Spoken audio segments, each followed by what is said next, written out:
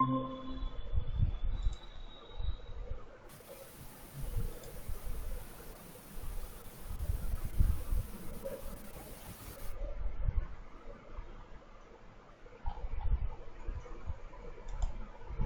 Evening sir, नमस्कार।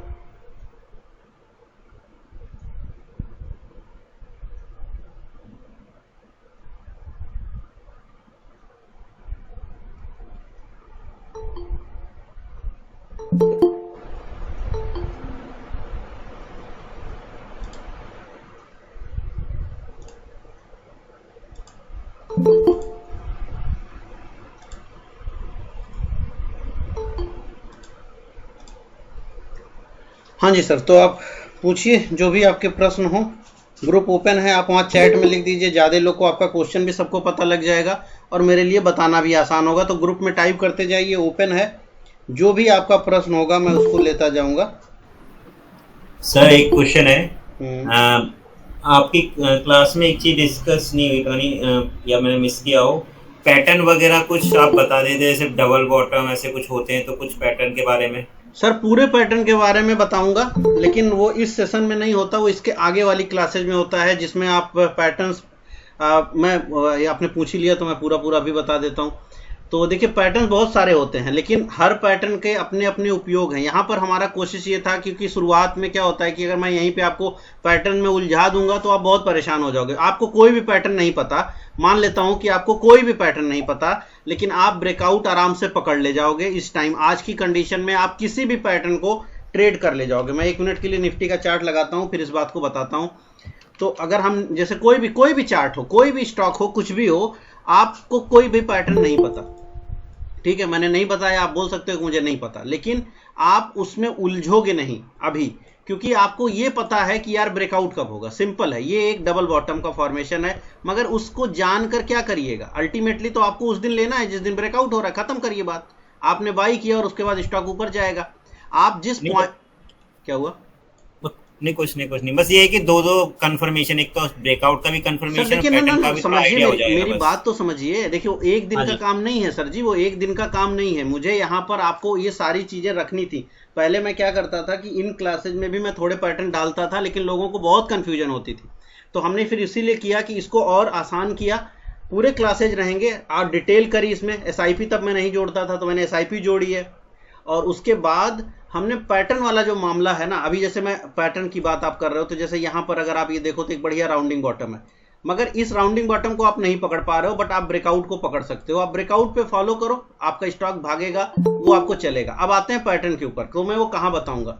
तो रही बात पैटर्न्स की, डिजाइन की, फिबोनाची की, रिट्रेसमेंट की, प्रोजेक्शंस के और बड़े लेवल्स की, वो सारा का सारा आप मेरे साथ समझ सकते हैं। कुल 28 करीब करीब, उसमें 21 से 20-21 क्लास आप मान के चलो, 22 क्लास तक, ठीक है। तो 20 से लेके हम 22 क्लास मान के चलते हैं, वहां पे होती हैं हमारी।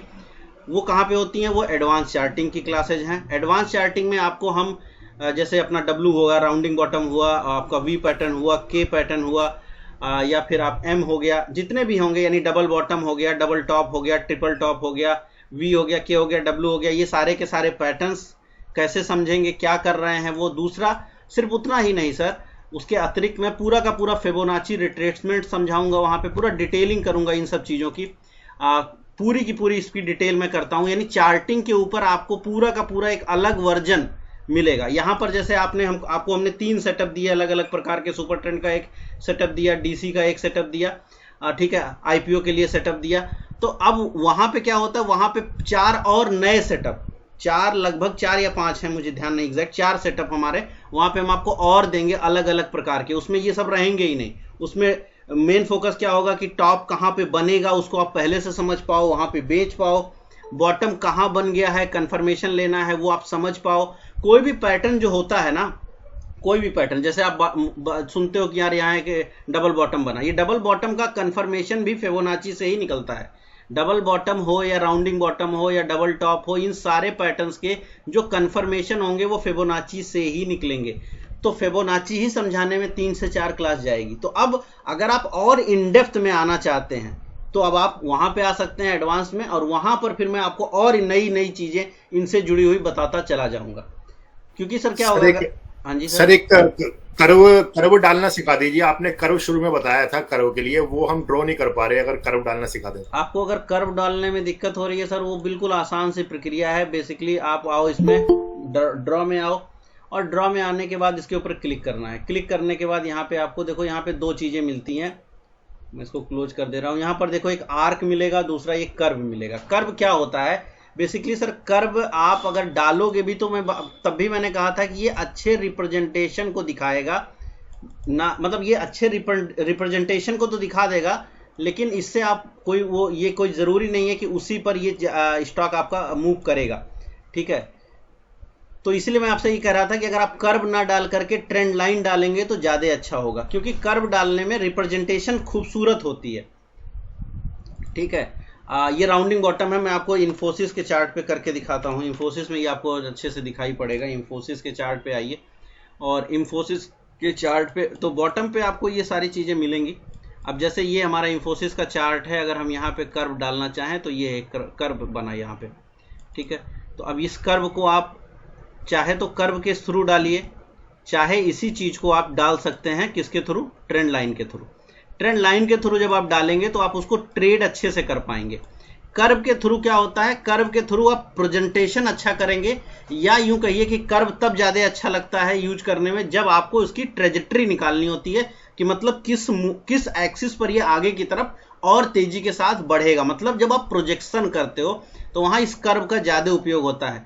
अदरवाइज अगर आप कर्व की जगह पे ट्रेंड लाइन डालोगे तो ट्रेंड लाइन आपको ज़्यादा काम करके देगी। ठीक है, ये देखिए सर, यहाँ पे ट्रेंड लाइन आपको ज़्यादा अच्छे से काम करके देगी, और जब वो ब्रेक होगा आप एग्जिट भी होता है। कैसे डालेंगे फिर से आपके सामने रख रहा हूँ। डालने के लिए कुछ नहीं करना है, आपको इस यहाँ पे जाना है ड्रॉप के ऊपर, और ड्रॉ के ऊपर जाने के बाद आपको इसमें कर्व के ऊपर जाना है। कर्व के ऊपर जाने के बाद जहाँ से भी आपको डालना है उसको, वहाँ से आप अपनी लाइन को ऐसे लंबा सा खींच दीजिए। अब इसके बाद इसको आपको अपनी उंगलियों से एडजस्टमेंट करना पड़ेगा। ये आपका पूरा का पूरा अपनी उंगलियों से आपको एडजस्टमेंट करना पड़ेगा। तो कर्व डालते वक्त आपका एक्सपीरियंस्ड होना ज़रूरी है, क्योंकि एक व्यक्ति यहाँ पे कर्व डाल देगा और दूसरा बोलेगा नहीं नहीं यार, ये भी तो मैंने सही ही तो डाला है, क्या गलत डाला है। और एक्चुअली दोनों सही हो जाएंगे, लेकिन यहाँ पे इसीलिए मैंने बोला कि जब मैं फिबोनाची के साथ इसको आप जोड़ के समझा ज़्यादा अच्छे समझेंगे। तो ये जो कर्व है यहाँ पे, ये डबल कर्व है। बेसिकली ये कप एंड हैंडल फॉर्मेशन है, और ये कप एंड हैंडल फॉर्मेशन कुछ इस तरह के फॉर्मेशन में बनता हुआ दिखाई पड़ रहा है। ठीक है सर, मगर इसको क्या आप ट्रेड कर सकते हैं? आप बहुत आराम से ट्रेड कर सकते हैं, जो कि मैंने ऑलरेडी आपको बताए हैं। जो भी इंडिकेटर बताए हैं उनकी मदद से आप इसको बहुत आराम से ट्रेड कर सकते हैं। ट्रेड करने में आपको तकलीफ नहीं आएगी। ठीक है, तो और देखिए एक चीज़ और समझिए कि जब आप बहुत ज़्यादा क्या करेंगे, पैटर्न्स में उलझेंगे, तो जनरली आप ज़्यादा खराब चार्टिंग करेंगे। क्योंकि अभी जब आप मेरे साथ जुड़े तो मूलभूत चार्टिंग भी नहीं आ रही थी, तो वहाँ पर मैंने आपको एक ईजी वे में इन्वेस्टिंग समझाई। SIP के लिए आपको सारी चीज़ें बताई, आप SIP उसके मदद से करो, SIP आपका बहुत अच्छा होगा। आपको मैंने IPO के बारे में पूरा डिटेलिंग करी है, करेक्शन और कंपेरिजन वाला पार्ट पूरा किया, और बिजनेस आउटलुक वाला पार्ट, डेटा वाला पार्ट, वो सारा का सारा, फिर आपका BTST और इंट्राडे, सब कुछ इसमें कवर हुआ। एक कंप्लीट पैकेज है। अब इससे ज़्यादा कुछ लोगों को ज़रूरत ही नहीं है उनकी लाइफ में चार्टिंग की। अगर आपको इससे ज़्यादा की ज़रूरत है तो जाहिर सी बात है कि फिर आपको पैटर्न समझना पड़ेगा, और अगर आप पैटर्न समझते हैं और फिबोनाची नहीं समझ पा रहे हैं तो फिर तकलीफ आएगी। तो इसीलिए पैटर्न्स प्लस फिबोनाची और इन दोनों का उपयोग करके टॉप के आसपास बाई, नीचे सेल, इवन प्लस इसमें इचिमुकु भी है, इसमें इचिमुकु भी आएगा। तो ऐसी कई सारी चीज़ें हम जोड़ करके और नए फॉर्मेशंस आपके सामने रखेंगे। तो वो इन डेप्थ चार्टिंग है। अगर वहाँ पे आप आते हैं, वो मेरी क्लासेज अभी एक तो चल रही है, वो ख़त्म होने वाली होगी, उसके बाद फिर नेक्स्ट मंथ में जब भी चालू होगी, उसमें फिक्स नहीं होता, 20 से 22 क्लास हम लेकर के चलते हैं, और उसमें हम पूरा का पूरा कवर करते हैं इसको। एक चीज़ और पूछनी थी, जो कंपैरिजन बताया था कि कंपैरिजन करते हैं, लॉन्ग टर्म देखना है तो 4-5 साल वाला, 4 या 5 साल वाला देखें, कम टाइम का देखना है तो 2 साल वाला, 3 साल वाला देखें। तो लेकिन आपने एक बात और बताई थी कि कोई भी स्टॉक एक लिमिटेड टाइम के लिए भागता है, फिर नहीं भागता, कुछ परसेंटेज का भागने का टाइम का होता है, कुछ होता है। जो 5 साल वाला जो पहले से भाग रहा है, अब वो नहीं भाग रहा है, और 2 साल अच्छा खासा टाइम हो रहा है, तो 2 साल से अगर वो भाग रहा है तो हमें उसको फॉलो ज्यादा करना चाहिए मेरे हिसाब से। मैं कंफर्म करना चाह रहा हूँ आपसे, उससे ज्यादा फॉलो नहीं करना चाहिए 2 साल से भागा, क्योंकि अब उसका टाइम शुरू हुआ है भागने का। वो सर 5 साल से देखो, चल रहा था, उसका आपका टाइम बात खत्म मैं हो समझ गया। गया, अभी आपका बात समझ गया। मैंने ये नहीं कहा है कि कोई कंपनी 10-15 साल के बाद चलेगी नहीं, मैंने ये कहा कि 70% कंपनियां 10 से 15 साल के बाद नहीं चलती हैं, मगर 30% कंपनियां 10 से 15 साल के बाद भी चलती हैं। ठीक है, ये बात थी। पूरी बात तो ये है कि 70% नहीं चलेंगी, बट 30% चलेंगी, और जो 30% होंगे वो ज़्यादा पैसा बनाएंगे। अब सिंपल सी चीज़ है कि अगर आप बोल रहे हो कि जो 2 साल से में ब्रेकआउट कर रहा है हम उसके ऊपर फोकस करें, जो 5 साल वाला है उसके ऊपर हम क्यों करें, वो तो चल चुका है। नहीं, ये बात गलत है, क्योंकि जो 5 साल से चल रहा है वो लीडर होगा, वो एक बुल मार्केट का लीडर होगा। जो लीडर होगा उसमें कंटिन्यूएशन पैसा आता है ज़्यादातर, ये हिस्ट्री बताती है। ये जो 2 साल के मूवमेंट वाली आप बात कर रहे हो, इसीलिए मैंने कहा अगर आपको ट्रेड करना है तो आप 2 साल वाला करो, क्योंकि आप ट्रेड करना चाहते हो, आज लेकर के आप ऊपर बेचना चाहते हो, फिर नीचे आएगा। अगर आप इन्वेस्टमेंट कैटेगरी में डाल रहे हो तो फिर थोड़ा लंबा टाइम का डेटा आपको चाहिए, तो इसलिए मैंने वहां पे 4 से 5 साल रखा। ठीक है, और ये तो सर इसका स्टॉप लॉस भी तो काफी बड़ा होगा। किसका? जो ये कंटिन्यूएशन में चल रहा है, क्यों बड़ा? जैसे आपका अभी ट्रेंड है, वो ट्रेंड का जो होना चाहिए। कंटिन्यूएशन से सर स्टॉप लॉस कहाँ से बड़ा हो गया? वो तो कंपैरिजन की बात कर रहे हैं ना। अच्छा, कंपैरिजन, जैसे 5 साल हाँ प्लीज बोलिए। नहीं, बताइए आप बताइए। हाँ, जो 5 साल से चल रहा है, ठीक है, हम उसे लॉन्ग टर्म देख सकते हैं, लेकिन फिर भी हमको चार्ट ही देखना पड़ेगा लास्ट में कि वो सच में आगे चलने लायक है कि नहीं है। वो भी हमें पहले चार्ट देखना पड़ेगा, फिर कंपैरिजन करना पड़ेगा। हाँ, ये तो है ही है। एक बार और चार्ट देखो। हाँ, चार्ट तो आपको देखना ही पड़ेगा ना भाई। लीडर आप देखो, ये सब करते किस लिए हो कि वो आपके वॉच लिस्ट में सम्मिलित होगा कि नहीं होगा। जब वो एक बार वॉच लिस्ट में आ गया तो फिर अगर वो ब्रेकआउट कर रहा है आप उसको बाई करोगे, सिंपल सी बात है। अगर हमें ये डिसाइड करना है, अब जैसे ये इंफोसिस का चार्ट है, हमने इसी में डाला केपीआईटी का चार्ट। ठीक है, आप बोल सकते हो कि यार केपीआईटी 2 साल के अंदर कोई बहुत ज्यादा परफॉर्म नहीं कर रहा है। मान लिया आपकी बात हमने कि भाई ये 2 साल में कोई बहुत अच्छा परफॉर्म नहीं कर रहा है, पिछले 2 साल में ये थोड़ा सा ठंडा है, स्टॉक बहुत ज्यादा नहीं भागा है। अगर आप 2023 से देखें तो 1500 का स्टॉक करीब अभी 1650-1700 चल रहा है, तो कोई बहुत ज्यादा नहीं भागा है। लेकिन जब आप इसी को 5 साल के चार्ट पे देखोगे, ये अल्टीमेट बहुत बड़ा पैसा बनाया हुआ है। ठीक है, 2 साल के अंदर हो सकता है, अगर मैं यहाँ पे कंपेयर में इसको डाल दूं और एफएसएल डाल दूं, तो एक हो सकता है कि एफएसएल इसको बीट कर रहा हो। ठीक है, पॉसिबिलिटी है इसकी कि एफएसएल इसको बीट कर रहा हो।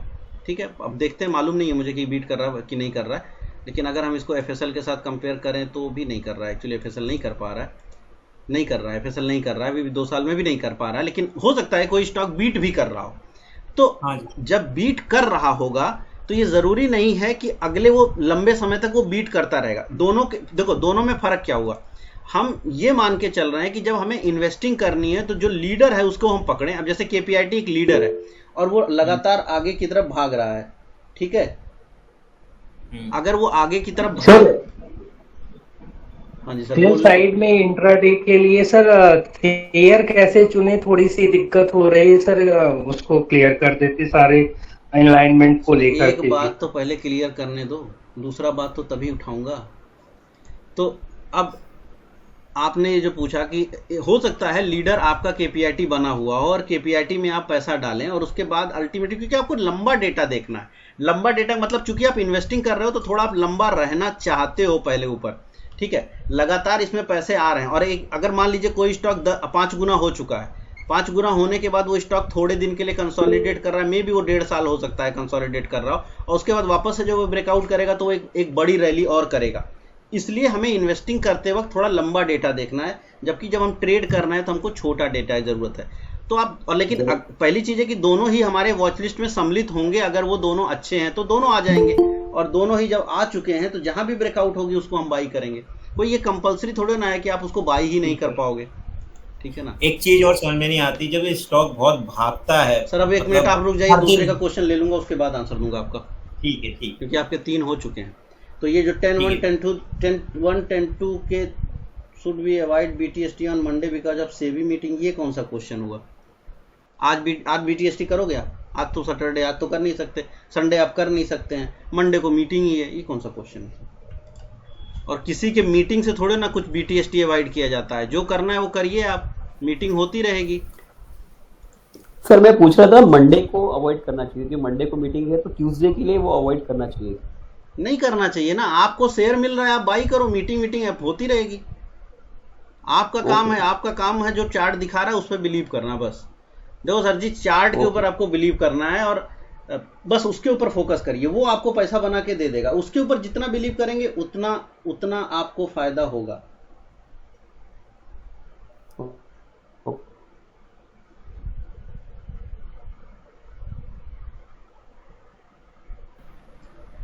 ठीक है, एक मिनट, ये जो आपने 10-1 10-2 10-3 पूछा था, तो देखिए 10-1 10-2 10-3 मैंने तो पूरा डिटेल किया है। इस पे कौन सा प्रश्न बनता है कि कहाँ पे यूज करेंगे, आप कहीं भी यूज कर लीजिए। 10-1 10-2 10-3 आप स्विंग ट्रेडिंग से लेके इंट्राडे कहीं भी उपयोग करिए, उसको पूरा डिटेल किया हुआ है। उस बात को अगर आप नहीं समझ पा रहे हो तो एक बार पूरा का पूरा वीडियो वापस से रिवाइंड करके देख लीजिए, वो एकदम से क्लियर हो जाएगा, उसमें कहीं कुछ मुद्दा ऐसा है नहीं। हाँ जी सर, क्या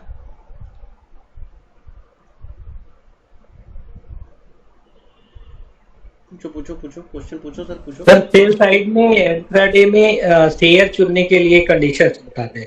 कंडीशन शेयर चुनने के लिए इंट्राडे में शेयर चुनने का सर कंडीशन ये है, देखिए आपको ये करना चाहिए जो मैं बता रहा हूँ कि आप फोकस इस बात पे करिए कि वो पर्टिकुलर शेयर जब आप इंट्राडे लेने जा रहे हो, किसी भी शेयर को लेने जा रहे हो, तो आप एक चीज देखो कि भाई वो जब वो अच्छा कब आप बाई कर रहे हो, उसको क्यों बाई कर रहे हो। पहला तो वो 10:15 के ऊपर चला गया, क्या सिर्फ इसी एक कारण से आप उसको बाई करेंगे? नहीं, आप चार्ट देखेंगे। चार्ट में आप क्या देखेंगे, हम मान के चलें कि अगर आप हाई वाले स्टॉक को कर रहे हैं जिसमें 52 वीक के हाई लग रहे हैं, तो आप क्या देख रहे हैं, आपका वीकली चार्ट बुलिश हो गया, कॉमन सेंस है। आपका मंथली चार्ट बुलिश हो गया, आपका डेली चार्ट बुलिश हो गया, स्टॉक ने एक ब्रेकआउट कर दिया, ये कहीं ज़्यादा बढ़िया फिनोमिना है, ठीक, क्योंकि सारे के सारे लोग बाई करने आएंगे। अब अगर आप मान लो आप ऐसा शेयर लेने जा रहे हो जो स्टॉक 52 वीक हाई नहीं लगा रहा है, मैं मना उसको नहीं कर रहा हूं कि उसको आप ट्रेड ना करें आप बिल्कुल करें, लेकिन फिर आपको वहां पे ये देखना पड़ेगा कि ऊपर आपका रुकावट कहाँ है, यानी रेजिस्टेंस कहाँ है। अगर आपको रेजिस्टेंस दिख रही है यार कि बगल में ही खड़ी है और आप अभी बाई करके जा रहे हो और आपको ज़्यादा कमाने को नहीं बन रहा है, तो छोड़ दो उसको। अगर आपको भाई 1:1 मिल रहा है, यानी कि रिवॉर्ड आपका 1 रुपया कमाने का है और 1 रुपया गंवाने का है, तब तक भी आप अगर ले के चलो तो ठीक है, तब तक भी अगर आप लेके चलो तो ठीक है कि 1 रुपया आप गंवा सकते हो बट 1 रुपया कमा सकते हो, वहां तक चलो। लेकिन कौन सा ज़्यादा बेहतर होगा, मेरा मानना ये है कि सर जो स्टॉक हाई मोमेंटम में रहता है उस दिन, पर्टिकुलर दिन, और कई प्रकार के ब्रेकआउट करता है, मे बी वो डेली कर रहा हो, मे बी वो वीकली भी कर रहा हो, मंथली नहीं भी कर रहा हो, बट कम से कम वीकली डेली तो कर ही रहा हो, तो वहां पर मोमेंटम जनरली शार्प रहता है, क्योंकि वो ज़्यादा लोगों के रडार पे आता है स्टॉक और उसको ज़्यादा लोग बाई कर रहे होते हैं। ये बहुत सिंपल तरीका है सही स्टॉक को पकड़ने का। 10:15 बजे के बाद का ही उपयोग करिएगा। अब जैसे पिछले संडे नहीं, अगर कल एक ईयर का व्यू इंट्राडे अच्छा है या नहीं इन्वेस्टमेंट, सर 2 अलग अलग चीज की बात है ना। ब्रांडी अच्छी है या रम, आपके पास आंसर है? ब्रांडी अच्छी है या रम, नहीं पता है ना आंसर, क्योंकि दोनों ही नशे के पदार्थ हैं, पेय पदार्थ हैं, और दोनों से आपको नशा होगा। इंट्राडे भी ट्रेडिंग का एक तरीका है और इन्वेस्टमेंट भी एक ट्रेडिंग का तरीका है, आपको दोनों में पैसा बनेगा। अब आपको कौन सा ब्रांड पसंद है वो तो आप डिसाइड करोगे ना, आपकी जॉब प्रोफाइल डिसाइड करेगी। अब भाई मैं तो दिन भर इतना बिजी हूं कि मैं देख ही नहीं पाता हूं, तो इंट्राडे कैसे करूंगा? मैं इन्वेस्टमेंट अच्छा कर सकता हूं, मेरा तो सब्र है ही नहीं, मेरे अंदर सब्र नहीं है, मैं 10 दिन बैठ नहीं पाता हूं, मेरे को मेडिटेशन की ज़रूरत है, मैं बहुत यूँ समझिए कि मैं बहुत ज़्यादा इस टाइप का आदमी हूँ। किसी का व्यवहार होता है ना बहुत जल्दी में रहता है, वो शायद इंट्राडे ज़्यादा अच्छा कर सकता है। तो आपका व्यवहार, आपका जॉब, आपका प्रोफाइल, आपकी रिस्क लेने की क्षमता, ये तय करेगी ना कि आप कौन सा कार्य बेहतर करेंगे। नशा तो आपको दोनों में हो जाएगा, चाहे आप ब्रांडी पी लो या रम पी लो या whisky P low. Sir sell side में बाय साइड में तो समझ सर क्या सेल साइड बाय साइड क्या? सर बाय साइड का शॉर्ट सेलिंग के लिए आता है, अलाइनमेंट समझ में आता है सर, ब्रेकआउट कर रहे हैं, बाउंड्री हाई है, उन्हें तो हम ले लेते हैं सर। देखिए एक सेल साइड का कौन समझ में आता है सर, वो कंफर्म कर दीजिए सर। सेल साइड का अगर आपको नहीं समझ में आ रहा है तो सेल साइड में भी आपको चार्टिंग में थोड़ा और सोचना पड़ेगा कि भाई हमें वो चार्ट चाहिए कि जहां पर उस दिन, उस पर्टिकुलर दिन कोई ब्रेकडाउन हो रहा हो, ठीक है। जनरली क्या होता है कि जब आप ब्रेकडाउन खोजोगे तो आपको कम मिलेंगे। ब्रेकडाउन का मतलब है जैसे अब ये चार्ट है, ये अगर इस बात को हम चार्ट पे रखें, यहाँ पे आप फैक्टरल डालो पहला कोई भी ब्रेकडाउन पकड़ने के लिए आपको थोड़ा पैटर्न तो देखने पड़ेंगे ना, थोड़ा सा पैटर्न नहीं भी अगर आप देखोगे तो एटलीस्ट सुपर ट्रेंड और बाकी चीजें। अब जैसे ये पॉइंट है तो ये वीकली चार्ट आपके सामने है। अब ये शेयर ऊपर से नीचे जा रहा है, नाम है KPIT। अब अगर KPIT नीचे जा रहा है और हम इस पॉइंट पे अपना कर्सर रख रहे हैं तो यानी हम यहाँ पे एक लाइन ड्रॉ कर सकते हैं। अब अगर ये शेयर, अब सिंपल सा समझिए कि जब दिन आई 16 तारीख की, तो 16 तारीख को आपको ये पता है कि अगर यार ये शेयर जो है 1680 रुपए के नीचे जाएगा, 1680 के नीचे जाएगा, तो उस शेयर को हम बेच सकते हैं। ये बात आपको वीकली के हिसाब से पता है, पहली बात। अब दूसरा, डेली पे आइए। अब जब ये शेयर उस दिन, किसी एक रोज ऐसा तो हुआ होगा जिस दिन ये शेयर 1680 के नीचे गया होगा, तो जिस दिन ये शेयर गया उस दिन ये शेयर मंदी के में आप इसको ट्रेड कर सकते हो, उस दिन आप इसमें मंदी का ट्रेड करोगे। आपको टारगेट भी बनाना पड़ेगा। अच्छा, यहाँ पे अगर हम डेली के ऊपर आए, मान लीजिए इसको ऊपर, अब देखो यहाँ पे भी फैक्टरल पॉइंट हमको दिख रहा है, तो अगर इस फैक्टरल पॉइंट का हम बात उठाएं, इस वाले फैक्टरल पॉइंट का, तो उस दिन यानी ये फैक्टरल पॉइंट कब बना, 23 अगस्त को बन गया, लेकिन उसका ब्रेकडाउन कब हुआ, 2 सितंबर को ब्रेकडाउन हुआ। जब 2 सितंबर को ये शेयर इस पॉइंट का ब्रेकडाउन किया, तो अब हमको ये पता है कि ये स्टॉक आज गिर सकता है। अब ये स्टॉक कितना गिर सकता है, तो जो नेक्स्ट फैक्टरल पॉइंट है आप वहां पे लाइन डालोगे। अब नेक्स्ट फैक्टरल पॉइंट कहां पे है, क्योंकि डेट आपके पास यहां तक की है, उसके पहले की नहीं है। तो अब नेक्स्ट फैक्टरल पॉइंट आपका यहां बनता है, यहां बनता है, यहां बनता है, ठीक। तो आप क्या करोगे, लाइंस ड्रा करोगे फैक्टरल पॉइंट के ऊपर, लाइन ड्रा करिए इस फैक्टरल पॉइंट के ऊपर। अब उसके यानी मेरे कहने का मतलब समझिएगा, इस वाले फैक्टरल के नीचे का फैक्टरल कहां है, यहां पे है, ठीक है। तो अब जब इसने ये ब्रेकडाउन किया, जिस क्षण उसने ब्रेकडाउन किया, तो हमें क्या पता है, हमें पता है ना कि भाई ये स्टॉक 1796 के नीचे जा रहा है और इसका अगला टारगेट 1793 रुपया हो सकता है। अब टारगेट भी मिल गया, ब्रेकडाउन भी मिल गया। अब क्या करना है, अब कुछ नहीं करना है, अब जाके सुपर ट्रेंड अपना लगा के देखना है कि तीनों के नीचे गया कि नहीं गया। जैसे गया अपना बेचिए आप, और उसके बाद 1762 रुपए के आसपास टारगेट बनाइए। 1762 ही उस दिन का लो है और वहीं से स्टॉक अगला दिन वापस से रिवर्सल किया। अब अगला दिन वापस से रिवर्सल कर रहा है, तो अगले दिन के हिसाब से नए टारगेट्स आप निकालिए, और जहां तक टारगेट आपके बनते जा रहे हैं वहां तक आप नीचे बेचते जाइए, मंदी करना है तो। और सुपर ट्रेंड का तो यूज आपको करना पड़ेगा ना, तीनों लाइन के नीचे तो उसको रहना पड़ेगा, तीनों के नीचे वो रहेगा तो आपको जो है आप तब तक पैसा बनाते रहेंगे मंदी में। सर ये फैक्टरल पॉइंट भी चेंज हो जाते हैं अगर चार्ट को छोटा बड़ा नहीं, फैक्टरल पॉइंट डे वीक उस पे चेंज होंगे, चार्ट को छोटा बड़ा करने से नहीं होंगे।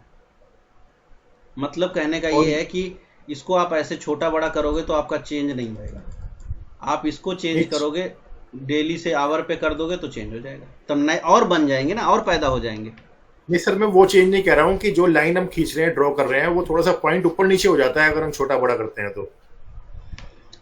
और दूसरी बात कि ये हमें इसके पॉइंट के ऊपर करना है या नीचे करना है, जो एरो है उसके पॉइंट पे करना है, नीचे करना है लाइन को। जहां जब आप बाई साइड पे हो, जब आप बाई साइड, इसका जो बेस होता है ना, इस पे किया जाता है। ये ऐसे त्रिभुज बना है ना, ये ऐसे त्रिभुज बना है ना सर, तो इसके ये निचले बेस के ऊपर टच किया जाता है, इसके इस त्रिभुज के निचले बेस के ऊपर टच किया जाता है। दोनों साइड पे सर, ग्रीन पे भी और रेड पे भी, दोनों में यहीं पर करना है। हाँ। ग्रीन में भी तो ये जब रेड होगा तो ऐसे उल्टा हो जाएगा ना, तो भी इसी बेस पे।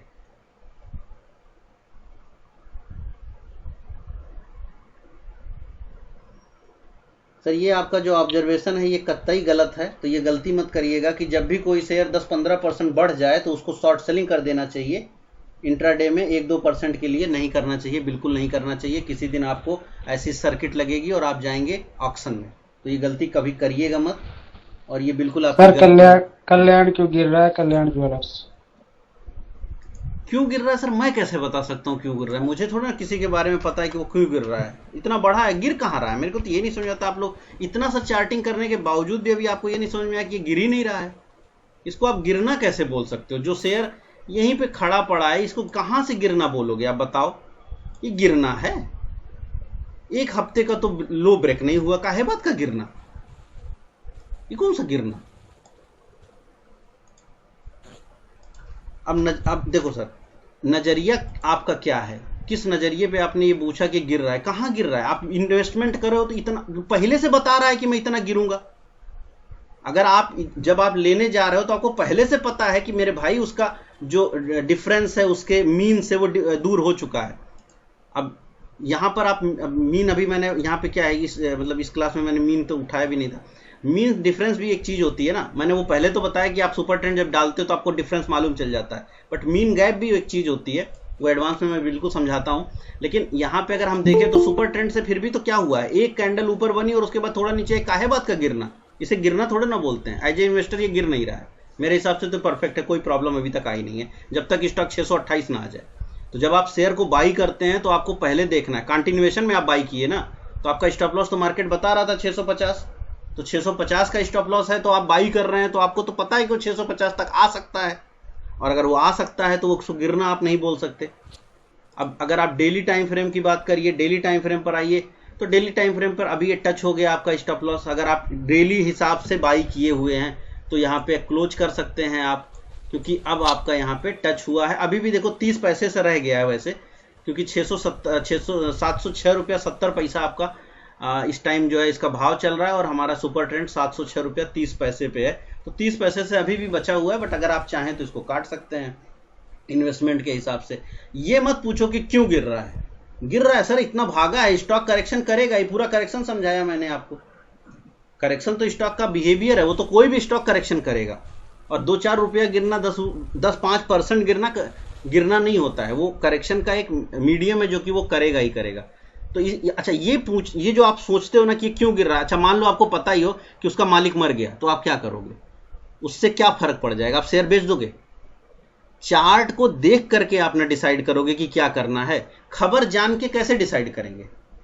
अगर आपको ये मान लीजिए इसका मालूमात हो भी जाए, मैं इसलिए बोल रहा हूं क्योंकि ये बात जो होती है ना, ये बिल्कुल आपको नॉइस में भर देने के लिए बनाई गई है, कि आप जानना चाहते हो कि क्या हो गया, उससे क्या कर लोगे आप, उससे हम क्या कर लेंगे। मान लेते हैं हम ये आज शेयर बाई करके बैठे हैं KPIT का, और हम मान लेते हैं कि कल KPIT के ओनर मर गए, तो क्या मैं KPIT बेच दूंगा कल सुबह जा करके?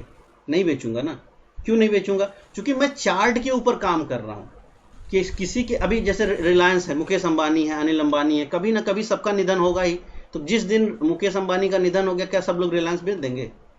नहीं बेचेंगे ना सर, क्योंकि वो उनकी मृत्यु से थोड़ा ना रिलायंस खत्म हो जाएगी, वो चलती रहेगी। तो आपका निवेश किसी व्यक्ति, किसी खबर का मोहताज थोड़ी होना है, वो तो आपके चार्ट के ऊपर बेस्ड है, और वो चार्ट जब तक आपको बोल नहीं रहा है कि गलती मत करो तो मत करो, तब तक नहीं हटाने का। ठीक है सर? तो आपको खबर से ज्यादा चार्ट के ऊपर फोकस करना है। वो जो पी रेशियो वाली बात किसी ने भी आज मेरे को मैसेज की थी, उससे ज्यादा आपको चार्ट के ऊपर फोकस करना है।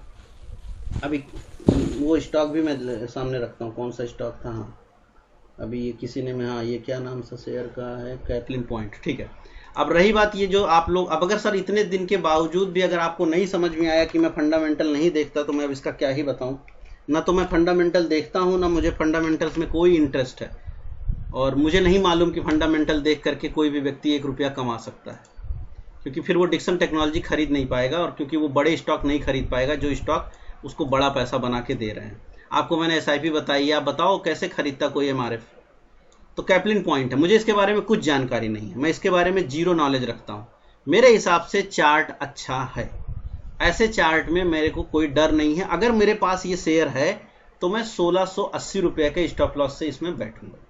पहली बात, मैं ओनर को नहीं जानता, मैं किसी भी व्यक्ति को नहीं जानता, मैं FII को नहीं जानता, मैं कोई डिलीवरी पोजीशन नहीं जानता। मेरे लिए इंपॉर्टेंट ये है कि ये स्टॉक का स्ट्रक्चर अभी अच्छा है, अच्छे स्ट्रक्चर से स्टॉक बढ़ा था, वापस से उसने कंसोलिडेशन किया, ब्रेकआउट किया और टिका हुआ है। ये मेरे लिए काफ़ी इंफॉर्मेशन है। अगला मैं बाइंग कब करूंगा? अगला बाइंग मैं इसमें 2042 के ऊपर करूंगा, कंफर्मेशन चाहता हूं तो 2200 के ऊपर करूंगा, मगर अभी नहीं करूंगा। लेकिन अगर मेरे पास पड़ा है तो मैं टिका रहूंगा, मुझे यहाँ भागने की कोई जल्दी नहीं है। क्या मैं इसमें SIP करूंगा? नहीं करूंगा, क्योंकि मुझे कुछ खासा जानकारी नहीं है। और अगर मैं बहुत ज़्यादा मोटिवेट हो गया तो फिर पढ़ूंगा, इसका बिजनेस आउटलुक निकालूंगा कि यार वो किस लायक है, और अगर ठीक है तो सोचूंगा। वैसे भी मुझे SIP 4 से 5 स्टॉक में करनी है, तो मेरे लिए तो SIP के 4-5 स्टॉक बहुत सारे हैं, मिल चुके हैं, तो इसकी जगह बनती नहीं है, तो यहाँ पे वो काम नहीं करूँगा। ठीक है। और मैं सर कभी भी लो पी हाई और ये वो सब मैं नहीं खोजता, तो और मैंने ना ही पूरे कोर्स के दौरान आपको बताया, और ना ही मैं किसी भी कोर्स के दौरान इसको बताता हूँ, क्योंकि वो मैं यूज नहीं करता। Sir both price flips split कब होगा? जब होना होगा सर हो जाएगा, उसका लिख के आएगा गूगल पे, टाइम आपको डेट मिल जाएगा। अभी तो अनाउंस हो गया ना, जब होना होगा तो एक एक्स डेट आएगी, उस डेट में हो जाएगा सर। इसलिए 3-4 दिन से लगातार गिर रहा है सर, इसलिए बोल रहा हूं सर। उसका बोनस अभी डिक्लेयर नहीं हुआ, मना कर दिया गया है अभी, तो इसकी मीटिंग में अभी आगे दोबारा बताया जाएगा। अब सर मुझे जैसे मैं सर इसलिए बोल रहा हूँ सर, मैं आप लोग से ज़्यादा न्यूज़ मुझे नहीं पता, मैं एक्चुअली रिपोर्ट पढ़ता हूँ थोड़ी बहुत, वो मेरे जो रिपोर्ट्स होती है। और मैं सर किसी भी व्हाट्सएप ग्रुप का सदस्य नहीं रहता हूँ, और किसी भी व्हाट्सएप ग्रुप में अगर ज़रूरत से ज़्यादा इन्फॉर्मेशन आती है मैं खुद ही छोड़ देता हूँ उसको, क्योंकि मुझे नॉइस बिल्कुल पसंद नहीं है, मुझे नहीं जानना खबरों के बारे में। मैं अपनी रिपोर्ट और अपने चार्ट से खुश हूँ। ठीक है। रही बात जो मैं वीडियोस बनाता हूँ, उसके लिए मैं 1 घंटे शाम को जब मेरी वीडियो बननी होती है उसके पहले मैं कुछ चीज़ें पढ़ता हूँ, और वो भी ऑथेंटिक खबरें, बेसिकली ब्लूमबर्ग पढ़ लो, वहाँ पे सब मिल जाता है। और उसके बाद बाकी मैं कुछ नहीं करता। मेरे को सच में नहीं पता सर कि किस दिन स्प्लिट की डेट आएगी। अरे जब आएगी तो आ ही जाएगी, मालूम ही चल जाएगा। एक नोटिफिकेशन आएगा ना आपके पास एक नोटिस आएगा, नोटिफिकेशन आएगा, आपके फ़ोन पे आएगा। जीरोधा का अगर आप ऐप यूज करते होंगे वो लिख कर दे देगा इवेंट आपके सामने, तो अपने आप मालूम चल जाएगा किस दिन होना है। इतना उसमें सोच के कुछ फायदा वायदा होता नहीं है सर। सर पीविट क्या होता है? क्या होता है? पीविट। पीडिट? हाँ पीडिट सर, जो कैंडल बनती है कैंडल स्ट्रक्चर पे, पीविट भी होता है। पिवट पॉइंट आप बोल रहे हो, पिवट पॉइंट बोल रहे हो। ओके।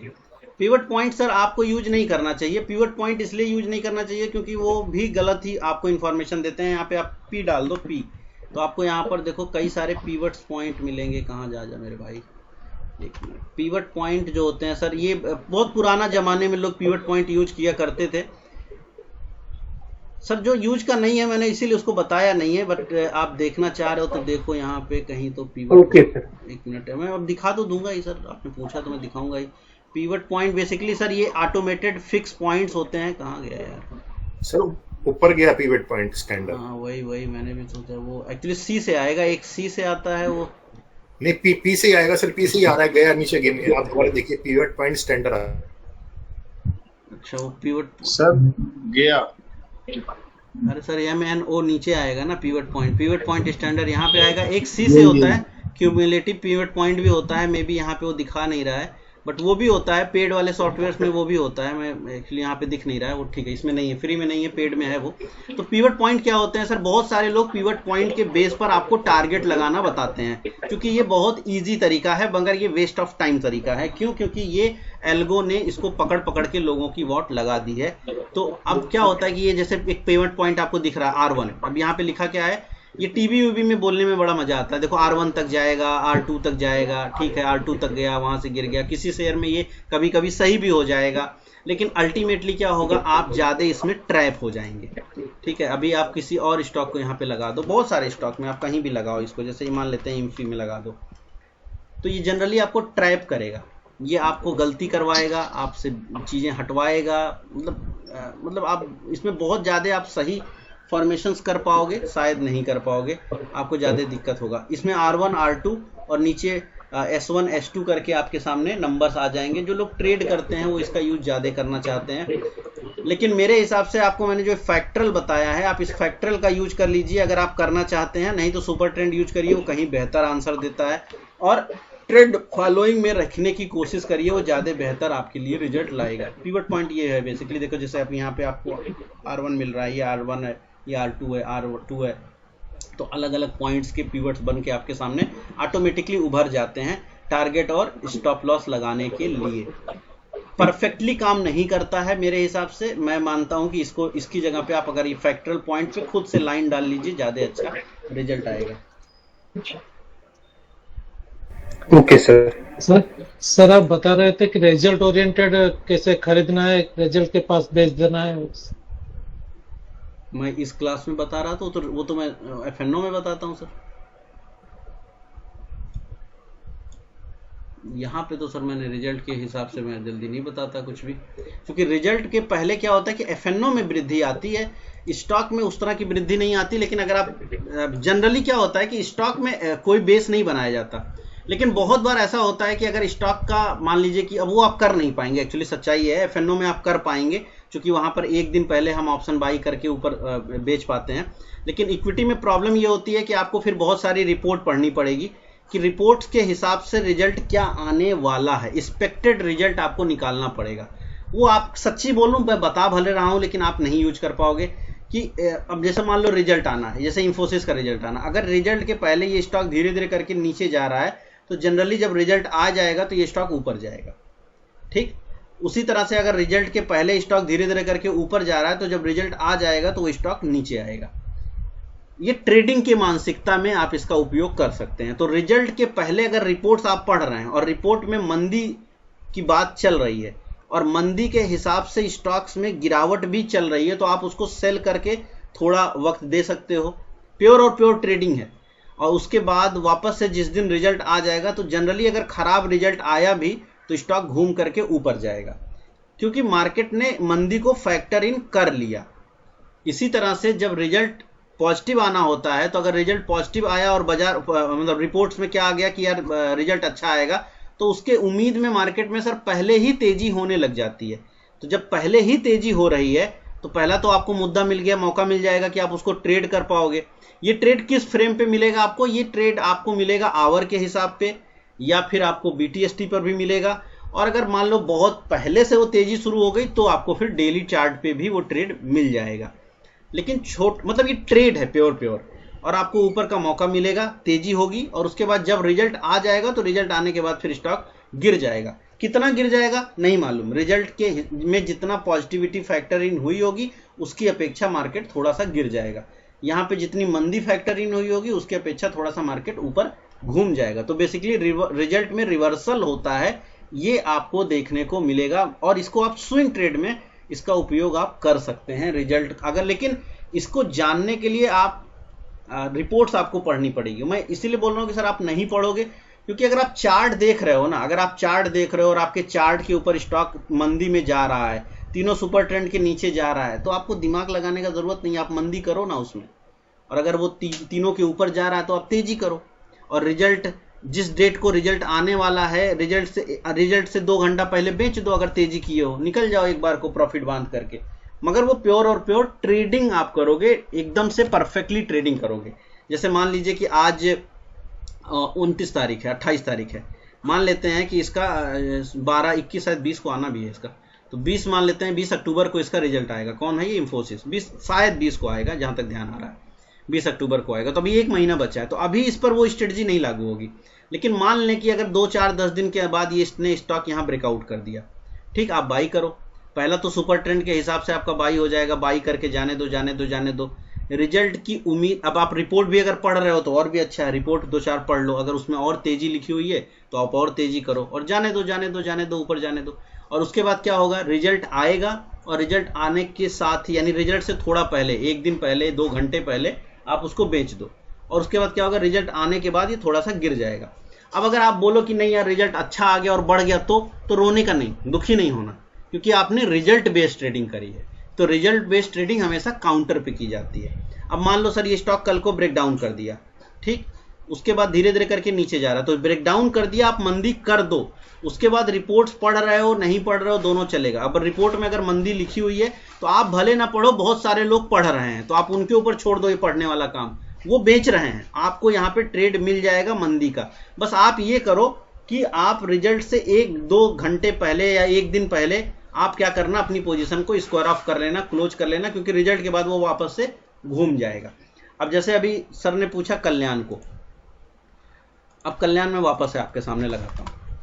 तो देखिए, जब आप ये सोचेंगे ना कि स्टॉक 2 रुपया भी नहीं गिरेगा, और अगर आज तक आप यही सोच रहे हैं, इस माइंडसेट में है सर, तो इससे निकलिए पहली बात, क्योंकि इस माइंडसेट से आप मार्केट में इन्वेस्टिंग या बड़ा पैसा नहीं बना पाएंगे। मैंने आपको MRF का चार्ट दिखाया होगा, आप MRF देखो कहाँ से कहाँ गया, और अगर आप वही सोचते तो आप कैसे ट्रेड करते। क्या यहाँ ट्रेंड लाइन ब्रेक हो गया? नहीं ब्रेक हुआ। क्या यहाँ कुछ भी गड़बड़ हो गया? नहीं हो गया। यहाँ एक चैनल बेस्ड ट्रेडिंग हो रही है। अगर आप चैनल के लिए सिर्फ फैक्टरल पॉइंट्स को मिला दीजिए, आपका चैनल बन जाएगा। ठीक है, क्या यहाँ पर कोई चैनल में डिस्ट्रैक्ट हुआ है? नहीं हुआ है। तो नीचे ये 650 तक आ सकता है, बिल्कुल आ सकता है। कोई भी शेयर इस तरह का बिहेवियर आपको दिखा सकता है। अब मान लेते हैं कि कल को इसका रिजल्ट का डेट आ गया। ठीक है, रिजल्ट का डेट आ गया, स्टॉक क्या कर सकता है मुझे नहीं पता, लेकिन डेट आया और उसके बाद मान लीजिए धीरे धीरे करके ये ऊपर जाना शुरू हो गया, तो आप क्या करेंगे? उसको बाई करेंगे। अब बाई करके जाने दीजिए, जाने दीजिए, ना जाने दीजिए।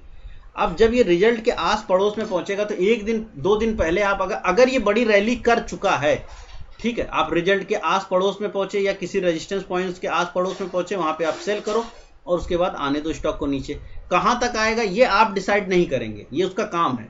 ठीक है, अब जैसे आपने पूछा कि यार ये गिर क्यों रहा है, यहां से स्टॉक को गिरना था, वो गिर रहा है। लाइन आप देख लो एकदम सामने पड़ी है, 2 फैक्टरल पॉइंट आप मिला दो, आपके सामने दिखाई पड़ रहा है यार वहीं से गिर रहा है। मगर अगर आप नहीं भी मिला रहे हो, नहीं भी टारगेट लगा रहे हो, तो आपको वीकली बेसिस पे पता है यार स्टॉक बहुत भाग चुका है।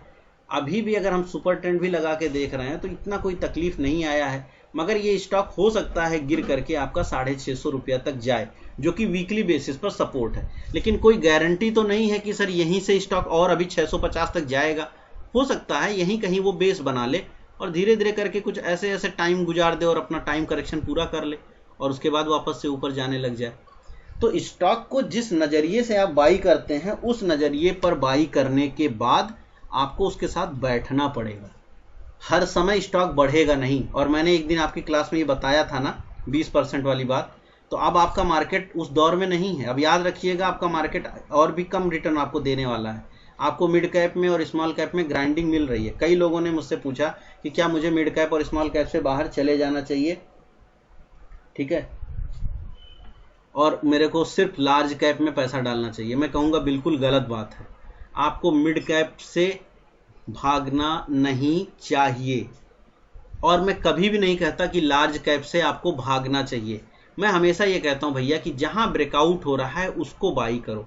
अभी आपको क्या दिखाई पड़ रहा है मिड कैप में? अगर आप जाके नज़र मारेंगे तो मिड कैप स्टॉक्स में इस समय एक चीज़ दिख रही है जिसको बोलते हैं चर्निंग या ग्राइंडिंग। अब आप जरा समझो मेरी बात। मैं यहाँ पे अभी कल्याण का चार्ट रखा हूँ। ये कैसा चार्ट है भाई? बुलिश चार्ट है। कोई तकलीफ है इस चार्ट में? नहीं है। थोड़ा करेक्शन होगा फिर वापस से ऊपर जाएगा। यहीं पर आप आओ, IRCTC चार्ट देखो। मैं अभी इसका मैंने कल ही वीडियो में किया था। IRFC, IRCTC, ये सारे चार्ट कैसे चार्ट हैं? ये ग्राइंडिंग के चार्ट हैं। तो अब आपको यहाँ पे निकलने का मौका बता दिया था उसने कि नहीं? बता दिया था। आप निकले कि नहीं? नहीं, तो आपकी गलती। आपको निकलने का अगर उसने बता दिया तो आप नहीं निकले तो आपका गलती। अब क्या होगा ये? अब ये स्टॉक क्या होगा आपको जानना नहीं चाहिए। इसमें वक्त बर्बाद मत करिए। ये संभव है कि ये स्टॉक अब इस फेज में ग्राइंड करे, बहुत लंबा समय गुजारने लगे, इसी में ऐसे घिट घिट घिट करता जाए, तो आपका बहुत समय गुजर सकता है। ठीक है, तो इस मिड कैप में नहीं रहने का। तो देखो, जो मैंने आपको सिस्टम बताया है ना, आप किसी जो सर ने पूछा था ना पैटर्न यहाँ पे आपका देखो ये बन रहा है, बट इस पैटर्न से क्या बनाओगे? आपको मैंने सिंपल तरीका बताया था, ट्रेंड लाइन ब्रेक हो एग्जिट करना। सिंपल तरीका बताया था, सुपर ट्रेंड ब्रेक हो एग्जिट करना। वो आपको एग्जिट हो गया। अब सर एक बार देखिए, कैंप्स में भी ग्राइंडिंग हो रही है क्या? तो लीजिए जो बता रहा हूं पहले।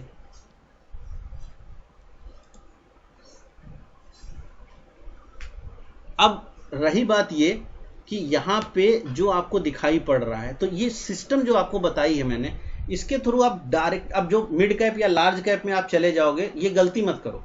ये स्टॉक आपका हट गया, आप बाहर चले गए। नया कोई मिड कैप आपका ब्रेकआउट कर रहा है क्या? अगर वो कर रहा है तो उसको बाई करिए ना। अब नया कोई ब्रेकआउट अगर कर रहा है तो उसको बाई करिए। ये कोई लिखा तो है नहीं कि वो आप नए वाले को नहीं बाई करेंगे। अगर आपको टाटा पावर ब्रेकआउट कर रहा है तो बाई करिए इसको। यहाँ पे ये ब्रेकआउट कर रहा है तो इसको बाई करिए, तो आपका ऑटोमेटिक चर्निंग हो जाएगी। जो आप लोग बहुत परेशान रहते हो ना, यार मैं सेक्टर कैसे खोजूं, कहाँ देखूं, कैसे करूं, कुछ जरूरत नहीं है। आप चार्ट तो देखो सही से, तमीज के साथ अगर आप चार्ट देखेंगे तो आपको आंसर मिल जाएगा। अभी रेलवे नहीं रहेगा और ये स्टॉक आपका नया ब्रेकआउट कर रहा है, आप ले बाई करो ना, क्या ही तकलीफ है? बाई करो और होल्ड करो। अब ये स्टॉक आपके पोर्टफोलियो में आ जाएगा, तो जो सही शेयर है वो आपके पास ऐड हो जाएगा और जो खराब शेयर है वो निकलेगा आपके अकाउंट से।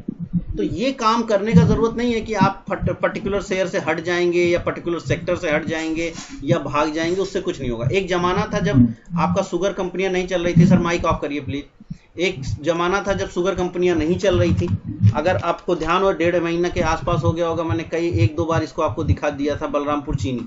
आप बलरामपुर चीनी देख लीजिए, बलरामपुर चीनी लगातार बढ़ रहा है। तो अब नया जोन कहाँ, जब ब्रेकआउट हुआ इसका करीब 513 पे 5 अगस्त 6 अगस्त के आसपास में, और उसके बाद से इसी पॉइंट पे मैंने आपको दिखाया था, और वहां से आज ये 654 है। अब वहां से आज ये 654 का भाव चल रहा है ना सर। तो जब 654 का भाव चल रहा है तो पैसा बन रहा है ना। तो आपको सही शेयर में बाई करना है, सही शेयर में एंट्री करिए और सही शेयर में आप घुस जाइए। बहुत ज़्यादा कंफ्यूज होने का जरूरत नहीं है। जैसे कंपैरिजन में 5 साल किया, 2 साल किया, अरे कुछ भी कर लो, 200 अच्छे शेयर खोज लो और उनमें जब ब्रेकआउट हो रहा है उनको बाई करो, और जो उनमें ब्रेकडाउन में जा रहा है उसको बाहर करो, और नया जो उस कैटेगरी में आ रहा है उसको ऐड करो।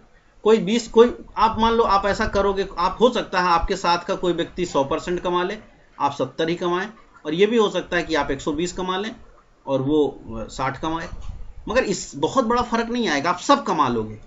ठीक है, आप सब कमा लोगे, ये बात बिल्कुल तय है। ठीक है, तो निफ्टी 500 के बाहर इन्वेस्टमेंट करना चाहिए।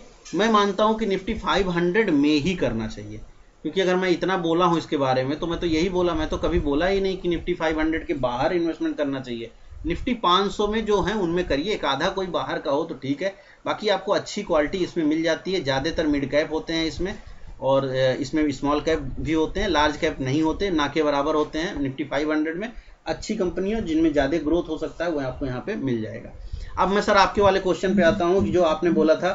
सर एक प्रश्न मेरा भी है कि SIP और इन्वेस्टिंग, ये जो हम आपसे सीख रहे हैं, इसमें हमारे को कितना रिटर्न मिलने की संभावना ये में रहती है? सर इसमें रिटर्न कितना मिलने की संभावना रहती है आपके स्किल के ऊपर करता है। आप कितना बढ़िया ब्रेकआउट पकड़ करके उसको ट्रेड कर रहे हो, यानी कितना ब्रेकआउट बाई कर रहे हो। अगर आप बहुत अच्छा ब्रेकआउट बाई कर रहे हो, पहला चीज समझिए कि जितना मैंने बताया है, अगर आप उसका सबसे खराब हालचाल भी रखोगे, सिर्फ फॉलो कर लोगे, तो मार्केट से आउट परफॉर्म आप कर जाओगे। मार्केट अगर 20% देगी तो आप 30% बना लोगे। सर इसमें इंपॉर्टेंट होता है मार्केट कितना चल रही है। मार्केट घट गई 10% से तो आप बोलो मैं 100% बनाऊंगा, नहीं बनेगा। मार्केट बढ़ रही है 20% से, आप बना लोगे 40%, हाँ बन जाएगा। मार्केट बढ़ रही है 20% से, मैं बना लूंगा 60%, बन जाएगा। ये इस आपके ब्रेकआउट के पकड़ने और उस पर बाई करने की क्षमता पे डिपेंड करेगा। बाजार 30% से बढ़ रही है, क्या मैं 100% बना लूंगा? बना लोगे। अब मैं अपना बता दूं सर, तो मेरे साथ पोर्टफोलियोज में जो लोग रहे हैं 2 साल में, हमने करीब 1 साल के अंदर करीब 250%, 300% प्रीवियस साल में बनाए थे। उसके पहले वाले में हमने करीब 400% तक बनाए थे, यानी 4 गुना कैपिटल हुआ था। कुछ लोगों ने जिन्होंने डिफेंस नहीं खरीदा, हम वहां पर भी बताते हैं कि भैया बैंक ना खरीदो, लेकिन कुछ लोग बैंक के बिना जी नहीं पाते हैं तो वो बैंक खरीदते हैं, तो उनके रिटर्न कम आ गए। और जिन्होंने नहीं खरीदा, डिफेंस खरीदा, रेलवे खरीदा, उन्होंने ज़्यादा पैसे बनाए। इस समय हम लोग ज़्यादा बाइंग कहाँ पे कर रहे हैं, तो नए जहाँ ब्रेकआउट्स हो रहे हैं, जैसे अभी पावर आपको बताया, चीनी में ब्रेकआउट हुआ है, चीनी में बाइंग किया है, नए शेयर, और रेलवे हमने काफ़ी हटा रखे हैं। तो सर वो मतलब डिपेंड करेगा ना कि आप क्या कर रहे हो, कितना मॉनिटर कर रहे हो, स्टॉक को कितना, प्रोफाइल को कितना मॉनिटर कर रहे हो। ठीक है, रही बात SIP वाले में, सर SIP का आप मान के चलो कि आपको SIP में मार्केट, चूंकि नॉर्मल SIP जो है 12% 14% बनाती है, मैं मानता हूं कि अगर आप मेरे हिसाब से SIP करोगे तो आप 26 से 30% का रिटर्न आराम से बनाओगे।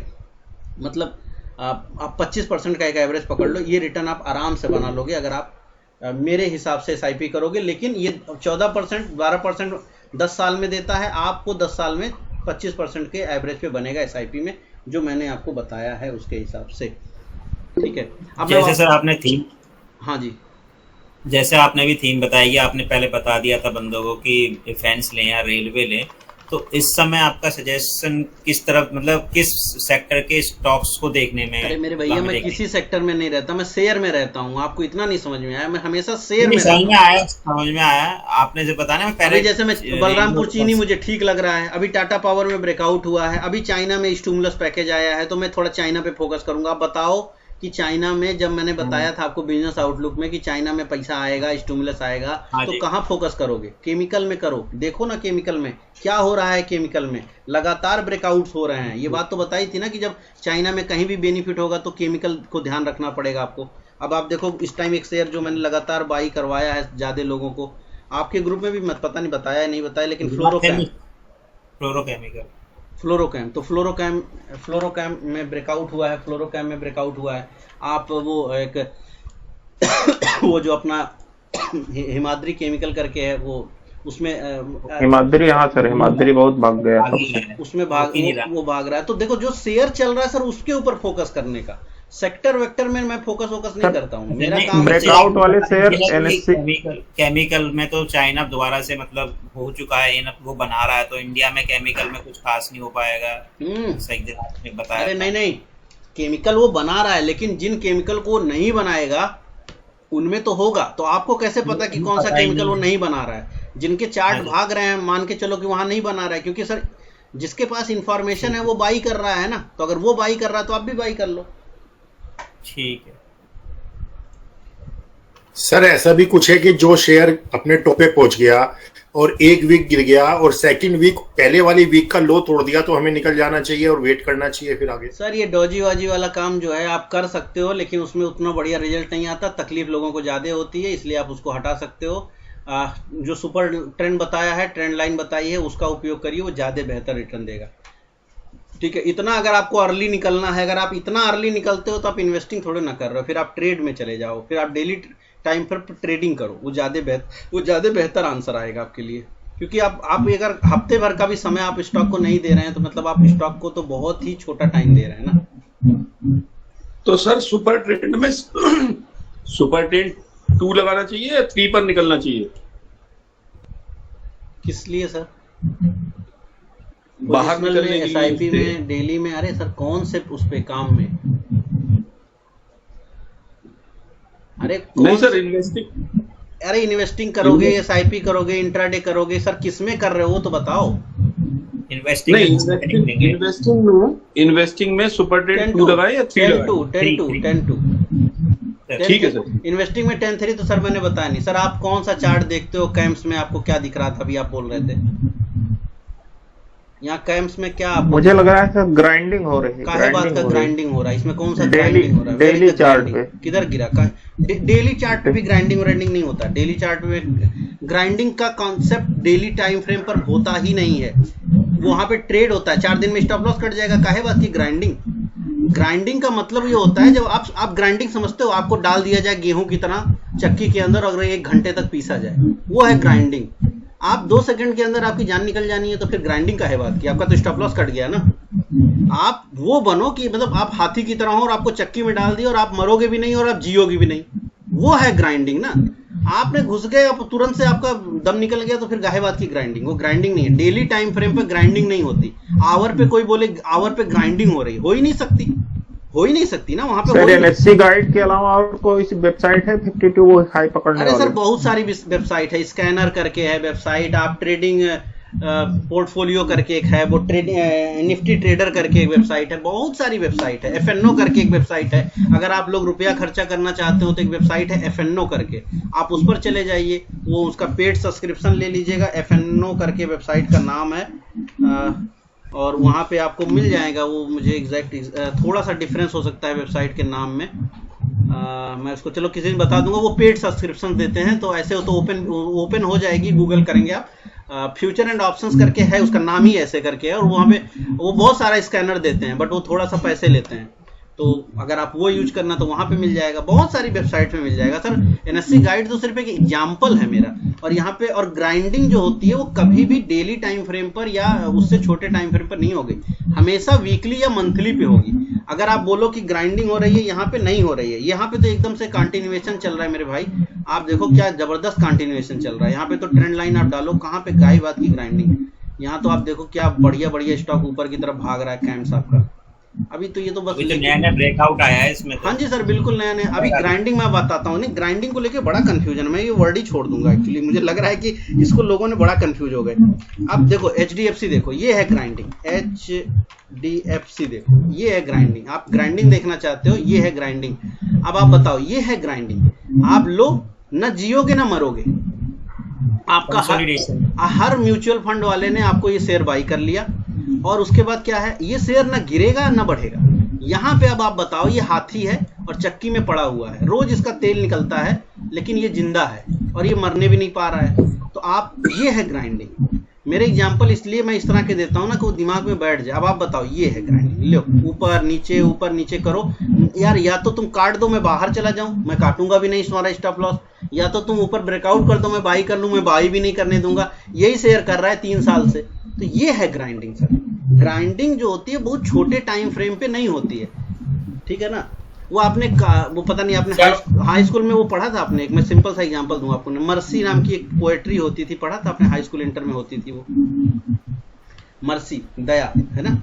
तो जो दया होती है, दया, ये क्या है दया, सब लोग जानते हैं ना। किसी आप दया, तो क्या हम और आप दया दिखा सकते हैं? इसको मेरे को ये, जब मुझे उस दिन ये कॉन्सेप्ट समझाया गया और मेरे को लगा यार हाँ कुछ तो मुझे समझे लाइफ में मिला है। हमें लगता है कि हम लोग दया दिखा सकते हैं ना, हम किसी के गरीब के ऊपर दया दिखा सकते हैं, हम किसी को मर्सी दे सकते हैं, ठीक है। मतलब हम एक्चुअली दे ही नहीं सकते, लेकिन हमको लगता है, हमको बताया गया है कि हम दे सकते हैं। हम नहीं दे सकते, क्यों? क्योंकि जो मर्सी है ना, जो दया है, वो दया वो उसके लिए होती है कि जो आपको खत्म कर सके, जो आपको बर्बाद कर सके। आप जीवन में कभी भी मर्सी पिटीशन किसके सामने डाली जाती है? राष्ट्रपति के सामने। क्यों? क्योंकि वही इकलौता व्यक्ति इस देश में है जो हमें या किसी को भी खत्म कर सकता है। वो आपको मर्डर कर सकता है, आपको एक बार आदेश देगा और आपको सजा हो जाएगी। कोई भी व्यक्ति दया नहीं दिखा सकता। आप किसी के ऊपर दया नहीं दिखा सकते। 2 रुपया दे करके आप दया नहीं दिखा सकते, वो दया माना ही नहीं जाएगा। अगर आप मतलब हम इंसान है ना, हम चींटी के ऊपर दया दिखा सकते हैं, क्योंकि हम चींटी को मार सकते हैं। तो जिसको आप मार सकते हो, उसी के ऊपर आप जब दया दिखाओगे तो उसको दया बोला जाएगा, मर्सी बोला जाएगा। अब ग्राइंडिंग भी इसी तरह है। जो शेयर आपको बर्बाद कर सकता है लेकिन वो जीने भी नहीं दे रहा, मरने भी नहीं दे रहा ना, वही ग्राइंडिंग है। अदरवाइज सब कुछ ग्राइंडिंग नहीं होती। तो सर क्या ग्राइंडिंग को हम कंसोलिडेशन भी कह सकते हैं? कंसोलिडेशन भी कह सकते हैं, बिल्कुल कह सकते हैं। बिल्कुल, कंसोलिडेशन ही ग्राइंडिंग है सर। अब ग्राइंडिंग में क्या होता है कि कई बार स्टॉक ऊपर की तरफ भी बढ़ते हैं, ठीक है। स्टॉक, हाँ, स्टॉक धीरे धीरे करके ऊपर भी जाएंगे। सर क्वेश्चन भेजते जाओ, मैं ले लूंगा। हाँ बोलो आप। नहीं सर, मैं क्वेश्चन नहीं भेजूंगा। मैं कह रहा हूँ कि आपसे ये मेरे को SIP चालू करनी है, ठीक है। तो क्या HL और एक दो जैसे आपका क्या नाम है, हनीवेल और तीसरा ट्रेंड, इनमें क्या तीनों में कर सकते हैं? हाँ बिल्कुल कर सकते हैं। ब्रेकआउट में डेली, वीकली और मंथली पे कौन सा इन्वेस्टिंग के लिए बेस्ट है? सर जी ये क्वेश्चन अब मैम आपने ये पूछा अब मेरे से, इसको तो मैं कितनी बार बता चुका कि सारे ब्रेकआउट होने चाहिए ना, वीकली और मंथली ब्रेकआउट आपको होने चाहिए, तब जाकर के आप इन्वेस्टिंग करें और उसके लिए कंपैरिजन भी कर लें। आपने जो ये प्लीज म्यूट करिए सर, क्योंकि दूसरे के कान में बहुत ज्यादा इरर जा रहा होगा। और अगर सर जैसे अभी म्यूचुअल फंड में जो म्यूचुअल फंड का जो कंसेप्ट है उसके भी आप पे मैं पूछ रहा हूँ कि HL जो अभी बेस्ट रहेगा कि, क्योंकि मंथली मोड पे पैसा जाएगा ना सर? ब्रेकआउट करेगा तब डालिएगा ना, ब्रेकआउट करने दीजिए, डाल लीजिएगा। ब्रेकआउट तो कर नहीं रहा है, जिस दिन ब्रेकआउट करेगा उस दिन ले लीजिएगा SIP में। ठीक है, ओके। ब्रेकआउट तो करने दीजिए उसको, 6 शेयर ही तो करने, कौन से सारे में कर दीजिएगा। आइसर मोटर में आपने पूछा कि ब्रेकआउट हुआ, बिल्कुल हुआ, कंफर्म है। आप लीजिए, आपको ब्रेकआउट यहाँ पे दिख रहा है, बिल्कुल साफ दिख रहा है, यहाँ पे ब्रेकआउट हुआ है। आप इसको बाई करना चाहती हैं, बिल्कुल बाई करिए, कोई दिक्कत नहीं है। और इन्वेस्टिंग अगर आप कर रही हैं तो आपको क्या देखना है, मंथली चार्ट देखना है, बुलिश होना चाहिए, और वीकली चार्ट पे ब्रेकआउट हो, उठा लीजिए, ले लीजिए। डेली टाइम फ्रेम की आपको जरूरत नहीं है, लेकिन 99% जब आप हाई पे ले रहे हो, 52 वीक हाई पे, तो ऑटोमेटिकली डेली ब्रेकआउट हो रहा है, वहां पर भी वो हो ही जाएगा, ठीक है ना। तो आपको उससे कोई घबराने की जरूरत नहीं है, देखने की जरूरत नहीं है, आप आराम से बाई करिए। और बाई करना, यहाँ पे ब्रेकआउट हुआ है, यहाँ पे बाई करेंगे तो 4801 रुपए का स्टॉप लॉस लगाइए और बाई करिए। यहाँ पे देखिए ब्रेकआउट, बहुत अच्छा ब्रेकआउट है ये, इसको आपको जरूर लेना चाहिए। अच्छा चार्ट है, बढ़िया कंपनी है, सब कुछ अच्छा है। अब जैसे कोई व्यक्ति को है कि हम यहाँ पे क्या SIP कर सकते हैं, तो एक बार चेकआउट कर लीजिएगा, पूरा SIP मैंने बताया हुआ है, उसके हिसाब से देख लीजिएगा कि SIP में ये किस तरह से परफॉर्म कर रहा है। अगर अच्छा कर रहा है तो आप ले लीजिएगा, नहीं तो फिर पोजिशनल के हिसाब से लीजिए, एक छोटा मूवमेंट आपको मिल जाएगा यहाँ पे। अभी अगर इतने का ही डेप्थ हम चेक करें तो 500-700 रुपये तो बनना चाहिए, तो 5600 से 6,000 रुपये तक जाने का पूरा चांस दिखता है स्टॉक में, तो उतना का तो यहाँ पे आपका फुल चांस बनता है। देखिए इसके आगे की चार्टिंग मैं बोल तो रहा हूँ कि मैं आपको एडवांस वाले में मैं इससे आगे की चार्टिंग ही बताता हूँ।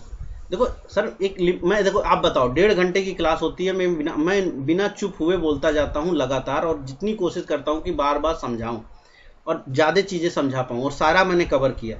अब इसके आगे जाहिर सी बात है कि नेक्स्ट जो भी होगा उसमें रखा जाएगा वो, और बहुत ज़्यादा डिटेल वहाँ पे करूँगा उन चीज़ों को, तो वो आप वहाँ पे ज्वाइन कर सकते हैं अगर उससे आगे आप जानना चाहते हैं। तो अभी क्या हो गया क्वेश्चन आपका, BT एस्टिमेटेड। सर एक चीज और जानना चाह रहा हूँ कि ट्रेडिंग में फिर स्टॉप लॉस यदि सुपर ट्रेड पर लगा रहे हैं तो 10-3 लगेगा सर? हाँ जी सर, इतना बार तो बताया था मैंने आपको कि जब आप ट्रेडिंग कर रहे हैं BTST में आपका जो होगा 10-3 पे लगेगा, इंट्राडे में भी आपका 10-3 पे लगेगा, ठीक है। जब आप स्विंग ट्रेडिंग करते हैं यानी डेली टाइम फ्रेम पर शेयर को बाई करते हैं, उस केस में आप 10-2 पर आधा माल बेच सकते हैं और आधा माल 10-3 पर बेच सकते हैं, ये भी बताया था। आपको अगर बढ़िया प्रॉफिट बन रहा है तो आप इसको शिफ्ट कर सकते हैं 10-2 के ऊपर, शुरुआत में 10-3 पर अपना स्टॉप लॉस रखेंगे। ओके सर, ठीक है सर। ये पूरा सर पैराबोलिक चार्ट क्या होता है? पैराबोलिक चार्ट ये होता है कि जहां पैराबोला पे मूवमेंट हुआ होता है उसको पैराबोलिक चार्ट बोलते हैं। जैसे कि बहुत सारे स्टॉक जो बहुत भाग चुके होते हैं, इवन अगर आप टाइटन, चलो ठीक है मैं आपको टाइटन दिखा देता हूँ, लेकिन इसके बाद मैं आपको दिखाता हूँ। जैसे रेलवे स्टॉक्स आपके भागे थे, या जैसे ठीक है। अब ये पैराबोला कितने पीरियड पे बन रहा है ये भी इंपॉर्टेंट होगा ना सर जी। पैराबोला ये है, देखो यहाँ से स्टॉक 1 वे रैली करके ऊपर गया तो ये पैराबोला है, इसको पैराबोलिक चार्ट बोलेंगे। ये मंथली टाइम फ्रेम पर एक पैराबोलिक चार्ट है। अभी टाइटन वापस से ब्रेकआउट करने जा रहा है, तो क्या करेंगे, मेरे हिसाब से ये लीडर है, तो आप बोलोगे कि यार इस लीडर को हमें पैसा लगाना चाहिए, मैं बोलूंगा हाँ निश्चित रूप से इसमें आप पैसा डाल सकते हैं अगर ये ब्रेकआउट कर गया 3800, क्योंकि इसने ये पैराबोलिक चार्ट है और पैराबोलिक चार्ट अब वापस से यहाँ पे आपका मैच्योर नहीं हुआ। मतलब यहाँ पे क्या हुआ था, ऐसा हमने जब लास्ट टाइम इसका ट्रिगर हुआ था तो यहाँ पे ये ट्रिगर कर गया था, तो हम यहाँ पे एग्जिट आउट कर गए।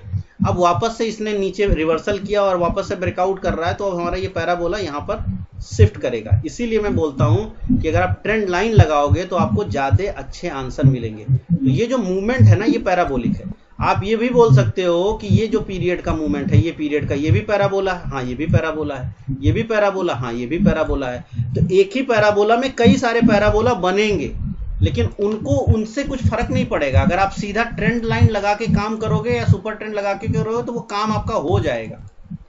ठीक है, तो आज की डेट में यहाँ पर वापस से एक फ्रेश ब्रेकआउट होने लग रहा है। टाइटन में भी टाइटन ने भी बड़ी अपनी नई रैली के लिए, जिसमें टाइटन आपका करीब करीब जो है 1000 रुपए बढ़े, ऐसे बड़ी रैली के लिए तैयारी कर रहा है। और अगर ये ब्रेकआउट हो गया यहाँ पे जो कि 3800 के ऊपर होगा, 3800 नहीं सॉरी 3900 के ऊपर होगा, तो 3900 पे ब्रेकआउट करके ये फिर 5000 से 5500 की रेंज में जाने के लिए तैयार हो जाएगा। क्योंकि जब भी इसने ब्रेकआउट किया है, जैसे 1300 पे किया तो अगला मूवमेंट 2300 का हुआ, 2300 के बाद यहाँ पे आप देखो 2700 पे ब्रेकआउट मारा तो अगला मूवमेंट 3800 हुआ, 3800 पे ब्रेकआउट होगा तो अगला मूवमेंट 4800 से 5000 का हो जाएगा। तो वो चांसेज बनते हैं यहाँ पे। तो ये पैराबोलिक मूवमेंट इस तरह का। सर आप म्यूट करें, नहीं तो मैं आपको रिमूव कर दूंगा, एक्चुअली मजबूरी हो जाएगी मेरी, क्योंकि बार बार लिख रहे हैं लोग। जब भी क्वेश्चन पूछे तो सर प्लीज उसको म्यूट करें पूछने के बाद, या टाइप करें। अरे सर जब स्टॉक 10:15 का लो के बाद फिर हाई होना शुरू हो जाए और 11-12 बजे लो लगाए तो उस टाइम सेल का कर सकते हैं ना? हाँ, 10:15 का लो ब्रेक करेगा तो सेल कर देना भाई, और 10:15 का हाई निकालेगा तो बाई कर लेना सर। अगर आपके मन में कोई क्वेश्चन है शेयर के नाम, शेयर से बताओ, फिर मैं उसको सामने लगा के समझा दूं। ऐसे तो मेरे को याद नहीं है कि कल किसने ऐसा काम किया था। तो ये होता है सर पैराबोला, ये पैराबोला है सर। बेल देख लीजिए, बेल डेली इसमें सर टाइटन में तो स्टॉप लॉस लंबा लेके चलना पड़ेगा जो इसमें दिखाई दे रहा है सर पैराबोला में। नहीं, पैराबोला के हिसाब से स्टॉप लॉस थोड़े ना बनता है। इन्वेस्टिंग कर रहे हैं तो 3200 रुपये जो सर जी जो बताया है उसको फॉलो करना है ना। पैराबोला में कब आपको बताया कि इस पे इन्वेस्टमेंट करो, वो तो उन्होंने पूछा इसलिए मैंने सामने बता दिया। जब मैं पैराबोला बताऊंगा तो मैं उसके बारे में बताता। पैराबोला एक पैटर्न है और वो भी एक ऐसा पैटर्न है जो रिप्रेजेंटेटिव पैटर्न। पैटर्न भी कई प्रकार के होते हैं, ठीक है ना। काम का पैटर्न और दिखाने का पैटर्न। तो ये काम का पैटर्न नहीं है, ये दिखाने का पैटर्न है, दिखावे का पैटर्न है।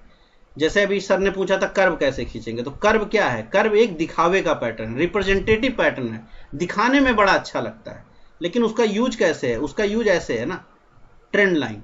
तो वही बात है कि हाथी के दो दांत है ना, खाने के और दिखाने के। दिखाने वाला तो देख रहा है दुनिया, खाने वाला यूज दूसरा होगा। तो ट्रेडिंग करने के लिए आप ट्रेंड लाइन यूज करोगे, ज्यादा अच्छे से काम होगा। पैराबोला या कर्व से आप ट्रेड नहीं कर पाओगे। सर लगे आप बता दीजिए काम वाले पैटर्न। जितना मैंने बोला WMK ये सारे काम के पैटर्न है सर जी, शुरुआत में ही बताया था। ओके सर, लेकिन उनके काम को भी आप 1 मिनट में नहीं समझ पाओगे। जैसे सबसे ज्यादा काम का जो पैटर्न होता है वो राउंडिंग बॉटम होता है, किसी भी बेस पे बनेगा, किसी भी टॉप पे बनेगा राउंडिंग टॉप। ये बात मैंने पहले भी बताई थी डिस्ट्रीब्यूशन के साथ। लेकिन इनको आप जब तक फिबोनाची के साथ जोड़ोगे नहीं तो आपको पैटर्न वाइज आप काम नहीं कर पाओगे। हाँ, अगर आप सिर्फ सुपर ट्रेंड लगा के चलोगे, अपने आप काट देगा, अपने आप निकल जाओगे। मैंने उसके सारे तरीके बता रखे हैं जिसका यूज करके आप उसको ट्रेड कर ले जाओगे। इसीलिए मैं बोल रहा हूँ सर, जब देखो पैटर्न में जाएंगे तो उसका फिर अलग उलझन है, उसकी अलग चीजें भी समझानी पड़ेंगी। तो इसलिए मैं बोल रहा हूँ पूरा का पूरा एडवांस चार्टिंग हमारी अलग है। ये सर पैराबोलिक ऐसे आप जो वो होता है इंडिकेटर, वो कुछ काम करता है जी यार बेकार ही है सर? कोई भी पैराबोलिक, देखिए कोई भी इंडिकेटर काम तो करेगा ही कुछ ना कुछ। अब आपको वो कितना काम कर रहा है ये देखना पड़ेगा। पैराबोलिक सार जो है ना, पैराबोलिक सार बहुत ज़्यादा काम करता हो ऐसा नहीं है। पैराबोलिक सार हम आपको यहाँ दिखा देता हूँ, मैं यहीं कहीं मिलेगा आपको। पैराबोलिक सार करके ये है, बहुत ज़्यादा काम करता हो ऐसा नहीं है, कुछ स्पेशल काम करता हो ऐसा नहीं है, आपको कंफ्यूज ज़्यादा करता है ये। अब आप इसके बेस पर क्या ट्रेडिंग करेंगे आप बताएं? तो एक तो डॉटेड पॉइंट्स आपको दिख रहे हैं, यही है पैराबोलिक सार। तो अभी जिस पॉइंट पर ये ट्रिगर कर रहा है आप निकल सकते हैं। तो आप क्या इन्हीं पॉइंट्स पे आप सुपर ट्रेंड से नहीं निकल सकते हैं? मेरा सुपर ट्रेंड आपको यहीं निकाल दे रहा है। तो वेट करने की ज़रूरत क्या है कि पैराबोलिक सार यहाँ तक बनेगा, कोई खासा मतलब नहीं बन रहा है। वापस से आप देखिए पैराबोलिक सार और इनमें तो मतलब बहुत ज़्यादा कोई बेनिफिट एक्स्ट्रा बन रहा हो ऐसा दिख नहीं रहा है। तो आप चाहें तो यूज करें, चाहे ना करें। दूसरी चीज़ है कि अगर आपको मैंने जैसे फैक्टरल बताए हुए हैं, अगर आप फैक्टरल यूज कर देंगे तो भी पैराबोलिक सार का उपयोग नहीं रह जाएगा। क्योंकि एक मिनट, क्योंकि जो भी पैराबोलिक क्या है यार, ये मैं इसको ऑफ कर लूँ। इसको पैराबोलिक सार आपका ऑन कर दे रहा हूँ। अब पैराबोलिक सार के साथ अगर आप जोड़ोगे, देखो नई चीज़ आप अगर डालोगे सर, अगर वो काम की होती तो मैं ऑलरेडी बताया होता। तो वो ऑलरेडी मैंने ट्रेंड लाइन बताई हुई है। तो पैराबोलिक सार का आप क्या उपयोग किए वहाँ पे? एक्चुअली देखिए वो सारे के सारे चीजें जो कंफ्यूज कर रही हैं वो आपको नहीं करनी चाहिए। एक चीज सर इसमें जानना है कि अभी बेसिक का तो हमने आपसे काफी कुछ सीख लिया, तो अभी इस बेसिक के ऊपर हम थोड़ा समय रुके और 2-4 महीना करके फिर एडवांस के लिए जाएं तो बेटर रहेगा, या मेरे पास साथ साथ जा सकते हैं? सर एडवांस की अभी बैच ही नहीं मेरी स्टार्ट होनी है। मैं तो एक ही क्लास पढ़ाता हूँ सर जी, बुक ऑलरेडी बुक्ड है मेरा। तो जो दिसंबर में शायद आप बता रहे हैं। हाँ जी, दिसंबर में होगी चालू। तो सर ऑलरेडी 3 महीना है वो तो ऑलरेडी 3 महीना है ना, उसके पहले तो है ही नहीं मेरे पास सर। मैं एक्चुअली क्या है कि मैं ये देखिए मेरी क्लास एक ही चलती है और मैं वो मतलब 1 घंटे ही पढ़ाता हूँ सर। मैं एज ए टीचिंग मेरा बेसिक प्रोफेशन नहीं है। हिंडाल्को आपने पूछा, हिंडाल्को वेदांता में ब्रेकआउट हो रहा है, क्या लेना चाहिए? देखिए स्टॉक ऑलरेडी 7-8% हो गया, एंट्री बन सकती है क्या? ये प्रश्न आप इस पॉइंट पर करना मेरे शायद से उचित नहीं है, क्योंकि आप 7-8% बढ़ गया तो इसलिए बाई नहीं करेंगे, ये तो मुझे समझ ही नहीं आता है। मैं तो ब्रेकआउट वाला आदमी हूँ। मेरे हिसाब से तो स्टॉक 721 रुपये पे बाई बना। अब नहीं कर पाए तो नहीं कर पाए, क्या ही फर्क पड़ गया, ले लो स्टॉप लॉस लगा लो। 666 का क्या तकलीफ है, बिल्कुल बाई करेंगे सर। 2-5 रुपया ऊपर से कुछ फर्क नहीं पड़ता, आपको डर नहीं लगना चाहिए। आपको लेने का देखना, लीजिए 10 में से 8 ट्रेड आपके सही हो जाएंगे। आपको लेना लीजिए, बिल्कुल लीजिए, 747 पे लीजिए, 667 का स्टॉप लॉस डालिए, जो जेन्युइन स्टॉप लॉस है आप उसको डालिए और लीजिए, बिल्कुल बेधड़क होके लीजिए, यहाँ पे कोई दिक्कत नहीं है। जब स्टॉप लॉस कटना होगा कटेगा, आपका काम आप ठीक से करो, बाकी जो है मार्केट का काम है वो अपना करके आपको दे देगी। तो यहाँ पे बिल्कुल ले सकते हैं, कोई डरने का ज़रूरत नहीं है। वेदांता में भी देखिए, वेदांता में करना चाहिए कि नहीं, वेदांता में प्रॉब्लम थोड़ी प्रमोटर वाली रहती है, तो वो थोड़ी तकलीफ है, बट अगर आप लेना चाहते हो तो इसको भी ले सकते हो। मंथली ब्रेकआउट हो गया है कि नहीं एक बार चेक कर लीजिएगा, पता नहीं मंथली हुआ है कि नहीं। हाँ हो गया है, मंथली भी हो गया है शायद, हाँ मंथली ब्रेकआउट भी हो गया है, तो ठीक है, अब आप ले सकते हो, बिल्कुल ले सकते हो। इसका लास्ट टाइम का ब्रेकआउट हुआ अभी आपका यहाँ पे। तो चार्ट कितना देखना चाहिए, पूरा देखना चाहिए, जैसे मैंने अभी आपके सामने देखा ना, पूरा देखा। तो अगर आप लेना चाहते हैं तो बिल्कुल यहाँ लीजिए, और स्टॉप लॉस आपका क्या रहेगा, क्लियर है 436 रुपये। आप थोड़ा लेट हो गए तो अभी लेट हो गए तो उसका कोई आपका पास हल नहीं है, थोड़ा सा आप लेट हो गए तो लेट हो गए।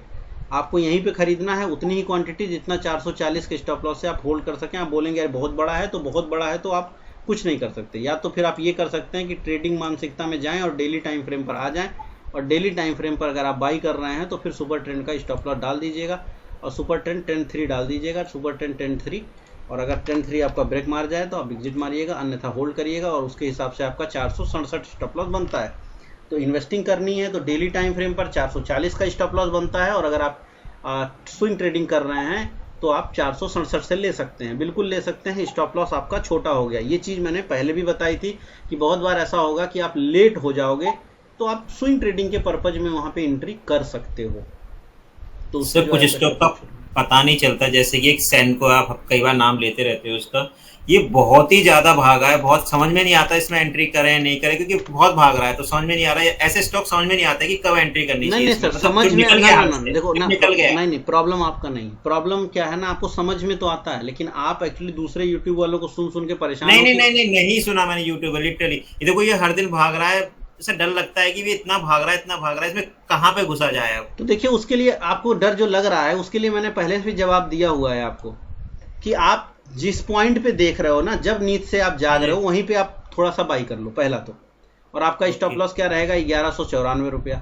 अब अगर आपके मन में बनता है यार कि 1194 लगा के मैं ले सकता हूँ, तो आप ले लो, और अगर आपके मन में बनता है यार मैं नहीं ले सकता हूँ, तो छोड़ दो, एक बात। दूसरा बात, क्या डेली टाइम फ्रेम पर आकर के आप उसको ले सकते हैं, अगर आपके मन में बनता है ले सकते हैं तो ले लो, अगर 1265 के स्टॉप लॉस से भी नहीं ले सकते तो फिर छोड़ दो। क्लियर, बात एकदम क्लियर हो गया। अब दूसरा चीज क्या होगा, दूसरा ये होगा कि कहीं ना कहीं से ये स्टॉक गिरेगा, कहीं ना कहीं से ये स्टॉक गिरेगा। हाँ जी, गिरेगा। जब ये गिरेगा तो थोड़ा सा कंसोलिडेट करेगा, तो फिर नया ब्रेकआउट करेगा, तो जब नया ब्रेकआउट करेगा तब ले लीजिएगा। तो दो ही है, या तो हिम्मत दिखा लो अभी, या तो फिर बाद में ले लेना सर, बिल्कुल सिंपल है। इस वाले के अंदर आपने एक दिन बताया था मैं क्लास में कि ये भाग तो रहे हैं गोल्ड, इसमें जो वो है लीडर है वो थंगामलाई है। सर देखो, थंगामलाई यहाँ पे लीडर की बात ही नहीं है सर, कुल 3 है। आप लीडर को तो छोड़ो, कुल जब 3 ही है तो लीडर काहे बात का, तब 3 ही पार्टी है। जब दौड़ में 3 ही लोग दौड़ रहे हैं तो तीनों ही दौड़ रहे हैं ना, लीडर तो बदल भी सकता है तो काफी सारे सेंको है, नहीं सर, नहीं, और जो है वो सब बहुत पीछे हैं। वो आप देख क्या, आप उनमें से किसको देखोगे, आप जाके उनको टीवीजेड को देखोगे और पीसी ज्वेलर को देखोगे, जिनके पास कोई मार्केट कैप ही नहीं है, मतलब उनके पास तो धंधा ही नहीं। एक सिक्स गोल्ड भी पता नहीं कितना भाग रहा है सर। देखो वो निफ्टी 500 में नहीं है, तो जो नहीं है उसकी बात मैं नहीं कर रहा हूँ, जो इसमें है उनमें से आप कोई भी ले लो, चाहे कल्याण ले लो, चाहे सैनको ले लो, चाहे थंगामलाई ले लो, और बहुत ही ज़्यादा डर लगती है तो चाहे टाइटन ही ले लो, वो भी कम से कम गोल्ड बेचता तो है, तो आप उसको भी ले सकते हो, बट वो लार्ज कैप हो जाएगा। ठीक है, अभी आपने सर एक दिन क्लास में एसेंचर का रिजल्ट क्या रहा, पॉजिटिव रहा है? एसेंचर का रिजल्ट बहुत अच्छा आया है, उन्होंने गाइडेंस अच्छी बताई है, तो शुक्रवार को इसीलिए आईटी तो देखिए 2 महीना 3 महीना में भागेंगे ही भागेंगे। आईटी में कुछ ऐसा थोड़ा ना प्रॉब्लम आएगा, आईटी में आपको लगातार ब्रेकआउट बनेंगे वो आगे आने वाले वक्त में, और आईटी में उन्हीं स्टॉक्स में ब्रेकआउट बनेंगे जहां पे पहले बन रहे थे, जैसे एफएसएल हो गया आपका, परसिस्टेंट हो गया। कहाँ गिरता है ये शेयर, कब गिरा ये शेयर? मैं इतना दिन हो गया, 3.5 महीना हो गया आप लोग के साथ, काहे कब से मैं इसको बोले जा रहा हूँ, आज भी लाइफ हाई बना रहा है ना। तो अगर आप डर रहे हो तो फिर पैसा थोड़ा ना बनेगा, आप देखो ये इसमें वो डरने वाली चीज का रिजल्ट तो इसका तो मैं चार्ट समझ में आया, वो इसका उसी में लग रहा था, थोड़ा सेनको वो ज्यादा ही भगा सा लग रहा था। अरे तो सर ज्यादा लग रहा है तो छोड़ो, थोड़ी हिम्मत दिखा के थोड़ी क्वांटिटी ले लो, और नहीं तो फिर छोड़ ही दो, फिर जब नया करेक्शन करेगा तब ब्रेकआउट करेगा तब ले लेना। कोई ऐसा तो है नहीं सर कि सैनको से नहीं कमाया तो पैसा नहीं मिलेगा, पैसा मिलने से मतलब है ना सर जी, किसी भी शेयर से मिल जाए। सर देखो मेरा मेन फोकस किस बात पे रहा है, आप क्या करते हैं, आपकी जॉब क्या है, आप किस तरह की रिस्क लेते हैं, आप किस तरह का नेचर रखते हैं, उसके हिसाब से मैं चीज रख रहा हूं ना सबके सामने। अब उनमें से जो बेस्ट है वो आप सूट करता है वो आप ले लो, उसको आप यूज कर लो, वो आपका काम करेगा। मैं ये कह ही नहीं रहा हूं कि सर 2+2 4 ही आपको लिखना है, मैं तो बता ही रहा हूं कि चार्टिंग है, ड्राइंग है, ये 2+2 4 नहीं होता, किसी के लिए 2+2 3 भी हो सकता है, किसी के लिए 2+2 5 भी हो सकता है। तो ये चूंकि ये एक आर्टिस्टिक फॉर्म है, ये कोई गणित नहीं है कि यार सब में वो एक जैसा सेट होगा, तो जाहिर सी बात है कि सबके लिए थोड़े थोड़े से आगे पीछे रिजल्ट्स रहेंगे। अब आप मेहनत कम कर रहे हो तो कम आएगा, गलत जरा सा भी आप गलती करोगे आप 92% में रहोगे, जो लॉस बना रहे हैं उसमें भी कोई दिक्कत नहीं है। आप सब कुछ सही करते जाओगे फिर भी आपको 6 महीना 8 महीना लगेगा जब आप जाकर के चार्टिंग और अच्छे से बेहतर करोगे। और देखो सर चार्टिंग यहीं पे खत्म नहीं हो रही है, इसके आगे भी चार्टिंग है। अब जैसे इन्वेस्टमेंट ही है, आपके साथ भी आपके ग्रुप में भी मैंने कई सारी बातें रखी थी जहाँ पे मैं एफएनओ को समझा रहा था। अब जैसे कोई भी व्यक्ति, एफएनओ की बहुत सारी स्ट्रेटजीज हैं। अब जैसे इन्वेस्टिंग के लिए भी आप एफएनओ यूज करते हो, मतलब कि जब आप मान लो कि ऊपर या नीचे की ट्रायंगल्स बेच रहे हो वहां से पैसा बनेगा, क्योंकि मार्केट वन वे रैली नहीं करेगा, कभी ना कभी तो बाजार गिरता है, कभी ना कभी मार्केट गिरता भी है। इक्विटी की जो सबसे बड़ी प्रॉब्लम है वो यही है कि गिरती मार्केट में इक्विटी बहुत तेजी के साथ डाउन होता है, और आपको ये पता होगा कि 4x पे गिरेगा मार्केट, मतलब जब भी गिरेगा तो स्पीड ज्यादा रहेगी, जब बढ़ेगा तो धीमा बढ़ेगा। और मैं डराने वाली बात नहीं, मार्केट गिरता ही है, लेकिन जब आप एफएनओ में रहते हो तो उसके कई बेनिफिट हैं। जैसे आपने इक्विटी ही लेते हो बट आप उसकी हेजिंग कर सकते हो, प्लस आप ऑप्शंस के थ्रू इन्वेस्टिंग कर सकते हो कॉल पुट के माध्यम से। कई सारी स्ट्रेटजी है, जैसे इसमें से एक स्ट्रेटजी होती है, जैसे मान लो कि एक सिंपल सी स्ट्रेटजी मैं बता रहा हूँ, इसको मैं समझाता भी हूँ। अब जैसे मान लीजिए परसिस्टेंट है, मान लेते हैं मेरे पास 5 लाख रुपए का परसिस्टेंट है, मान लेते हैं मैं 5 लाख का परसिस्टेंट खरीद लिया। जैसे आप एक लैंड खरीदते हो, जमीन खरीदते हो, मे भी मैंने इसकी चर्चा एक बार कभी करी हो। तो जब आप लैंड खरीदते हो यानी इन्वेस्टिंग के लिए कोई शेयर खरीद रहे हो, उसको लैंड की तरह सोचो। आज आप शेयर खरीद यानी आज आप जमीन खरीदते हो तो क्या कल ही जाके बेच देते हो? नहीं बेचते हो ना। तो आपने उसमें पैसा डाल दिया, या आप उस पर्टिकुलर शेयर पे एसआईपी किए जा रहे हो, ठीक है, आप उसको बेचने नहीं जा रहे हो, लेकिन इस लैंड को आप किराए पे तो चढ़ाते हो ना। इसी तरह आप अपने स्टॉक को भी किराए पे चढ़ा सकते हो। क्या होगा, हर समय स्टॉक बढ़ेगा नहीं, कभी ना कभी स्टॉक थोड़ा नीचे भी जाएगा, कभी ना कभी ये ग्राइंड भी करेगा, कभी ना कभी फिर ये ब्रेकआउट भी करेगा, सब कुछ करेगा, लेकिन आपको तो हर महीना कमाना है उससे। तो उसके लिए क्या है, मंथली स्ट्रेटजी एक होती है, जिसमें मान लेते हैं कि आपके पास 5 लाख का परसिस्टेंट होती है। 5 लाख का, अब मैं परसिस्टेंट पे क्यों, मैं आपको एचडीएफसी में बताऊं, दुनिया के पास एचडीएफसी है, और एचडीएफसी आईटीसी ये शेयर क्यों नहीं चलते, वो इसीलिए नहीं चलते क्योंकि उसमें यही स्ट्रेटजी सबसे ज्यादा यूज की जाती है। ये जो मैं ये बता रहा हूं ना, ये स्ट्रेटजी जितने भी मेजर स्टॉक हैं इस देश में, सबके ऊपर सबसे ज्यादा यूज किए जाते हैं। होता क्या है कि एक बंदा या कोई एक व्यक्ति ने, मान लीजिए कि उसके पास बहुत सारी क्वांटिटी में स्टॉक पड़ा हुआ है, उसने 10 लाख का एचडीएफसी ले लिया या 5 लाख का एचडीएफसी ले लिया, किसी भी कारण से ले लिया भाई, उसने ले लिया, उसने एचडीएफसी ले लिया, उसने आईसीआईसीआई ले लिया, उसने एसबीआई, कोई भी आप ले लो, ठीक है। अब एचडीएफसी ऊपर नहीं जा रहा है, अगर आप यहीं पे देखो तो एसबीआई थोड़ा आगे जा भी रहा है, तो कोई आगे थोड़ा जा रहा होगा, कोई कम जा रहा होगा, लेकिन अल्टीमेटली ये स्टॉक कोई बहुत बड़ा रिटर्न बना रहे होंगे, 500 की चीज 750 800 ऐसे एवरेज आउट करते रहेंगे। क्या होता है कि अब मान लीजिए आपने 10 लाख का या 5 लाख का माल ले लिया, और वो क्या करेंगे, तो ऊपर की एक रेंज पकड़ लेंगे। जैसे एचडीएफसी की बात करें तो अगर हम 5% भी पकड़ लें कि 5% ऊपर एचडीएफसी नहीं जाएगा, तो 5% ऊपर अगर वो नहीं जाएगा तो ये 5 लाख रुपया अगले महीना 5% से तो बढ़ने वाला नहीं है। वो क्या करेंगे, 5% ऊपर की कॉल को सेल कर देंगे, ठीक है।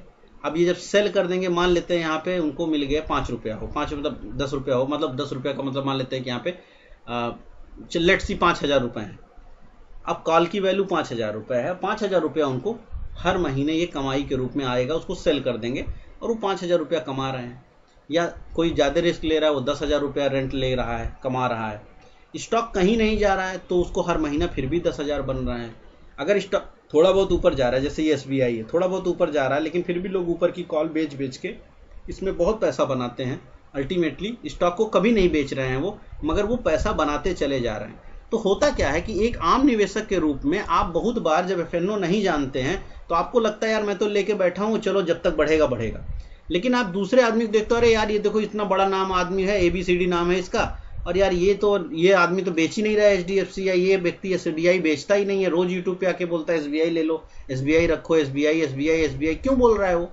आपको ये नहीं पता कि वो वहाँ पे रेंटल इनकम स्ट्रेटजी लगा के बैठा हुआ है कि उसके पास तो पड़ा हुआ है 10 लाख का SBI। ठीक है, आपको दिखा दिया उसने यूट्यूब पे, मेरे पास देखो 10 लाख का SBI है, मैं तो लेके बैठा हूँ, पर वो हर महीने ऊपर की कॉल भी बेचता है। अब SBI तो 1% बढ़ता है या 2% बढ़ता है या नहीं भी बढ़ता है तो भी वो होल्ड किया है, क्योंकि उसको हर महीने कॉल से 10,000 रुपये अलग से आ रहे हैं। तो अल्टीमेटली तो वो साल भर में कुछ नहीं तो अपने 10 लाख के इन्वेस्टमेंट पे 1,20,000 रुपये बना ही रहा है, तो 12% तो उसकी नेट रिटर्न फिर भी बन रही है, और आप माइनस में लेके बैठे हुए हो। HDFC 2 साल के अंदर -20% का रिटर्न बना के दिया पिछले साल, इस साल भाव टू भाव का रिटर्न दे रहा है, तो अल्टीमेटली तो कुछ नहीं दे रहा है, लेकिन फिर भी करने वाले वहाँ पे 12% या 14% की यील्ड बना रहे हैं। तो बहुत सारी ऐसी स्ट्रेटजीज हैं FNO के मार्केट में जिसका यूज करके आप बहुत अलग अलग प्रकार के निवेश स्ट्रेटजीज भी बना सकते हैं, ट्रेडिंग स्ट्रेटजीज बना सकते हैं, बहुत सारी चीज़ें कर सकते हैं। तो वो भी मैं समझाता हूँ। FNO की मेरी जो अलग से क्लास होती हैं उसमें 28 क्लास होती हैं, 27-28 क्लास होती हैं उसमें भी, और 27-28 क्लास में जैसे ये क्लासेज हैं सेम ऐसे क्लासेज हैं, बट वहाँ पर हमारी स्ट्रेटजी, वहाँ पर मैं एक एक करके बहुत सारी स्ट्रेटजी आपके सामने रखता हूँ। तो वो भी कब स्टार्ट होगी वो भी आपके ग्रुप में इंफॉर्मेशन मिल जाएगी। तो देखिए क्या है ना कि आपको कई सारी चीज़ जाननी है मार्केट में, अगर आप बहुत टाइम सर्वाइव करना चाहते हैं और ज़्यादा मतलब ठीक ठाक ढंग से पैसा बनाना चाह रहे हैं। आज की डेट में SBI की अगर आप चार्ट लगाए बैठे हो तो SBI का चार्ट क्या बोलता है, इन्वेस्टिंग किया है तो लेके अभी भी बैठे रहिए, लेकिन यहाँ पे जब आप कंपेरिजन करोगे तो ये स्टॉक वैसे ही नीचे चला जाता है, तो लेने लायक ही नहीं है, वॉच लिस्ट में सम्मिलित करने लायक ही नहीं बन पाता है, तो मेरे पास नहीं रहेगा। लेकिन अल्टीमेटली अभी भी मतलब ठीक है, लिए बैठे रहो, ऊपर जाएगा। अब आप अगर बोलो यार ये ग्राइंडिंग में है, तो मैं बोलूँगा हाँ ये कुछ हद तक लगता है कि ग्राइंडिंग में है। क्यों? क्योंकि ये स्टॉक देखो सर जी, पिछले यहाँ से आप देख लो, पिछले 6 महीने में स्टॉक ने कुछ नहीं किया, अंडर परफॉर्मेंस किया है, कहीं गया नहीं है। और जो ग्राइंडिंग का कॉन्सेप्ट होता है ना, वो ये भी कहता है कि स्टॉक ऐसे ऐसे धीरे धीरे करके चलो बढ़ रहा है। मान लेते हैं स्टॉक साल भर के अंदर 6% 8% बढ़ गया, ये फिर भी ग्राइंडिंग कहलाएगा। क्यों? क्योंकि आपका मुद्रास्फीति भी तो 8% से बढ़ गई, आपके आलू का दाम भी तो 40 रुपया किलो हो गया। ठीक है, किसी से मैंने एक दिन ऐसे पूछा था कि कभी आपने सोचा है कि सन 2050 में आलू किस कीमत पे बिकेगा? या कभी आप भी सोचना, हम लोग 2024 में हैं, 2000 मोदी जी बात करते हैं 2045 की, आलू का भाव क्या होगा 2045 में? अगर 8% की महंगाई होगी तो आलू का भाव 2045 में क्या होगा?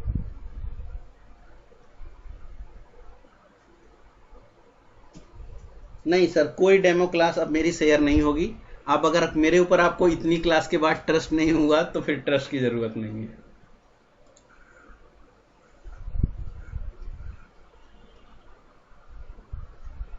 कोई भी ना एडवांस की मैं कोई डेमो क्लास देता हूँ, ना फ्यूचर एंड ऑप्शंस की।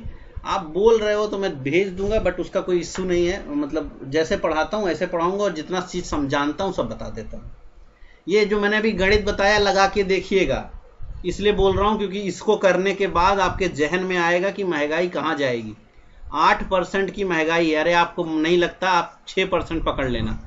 6% की महंगाई से 2040 में 2045 में आलू की कीमत देख लीजिएगा कहाँ जाएगी। जबकि आलू आज की कीमत में हम मतलब दिल्ली में तो 40 रुपया से लेके 50 रुपये पे बिक रहा है, आपके यहाँ मान लीजिए 30 रुपये में भी बिक रहा हो, 30-40 में भी बिक रहा हो, तो आप उससे भाव निकालिएगा और बताइएगा कि क्या सन 2045 में आपके पास इतनी आमदनी हो रही होगी कि आप आलू, चीनी, चाय पत्ती खरीद पाएंगे। और अगर खरीद पा रहे हैं तो समझिए कि आप सही ट्रैक पे हैं। और अगर आपको लग रहा है कि नहीं यार नहीं खरीद पाएंगे, तो फिर आपको अपनी इनकम को कई गुना बढ़ाने की जरूरत है।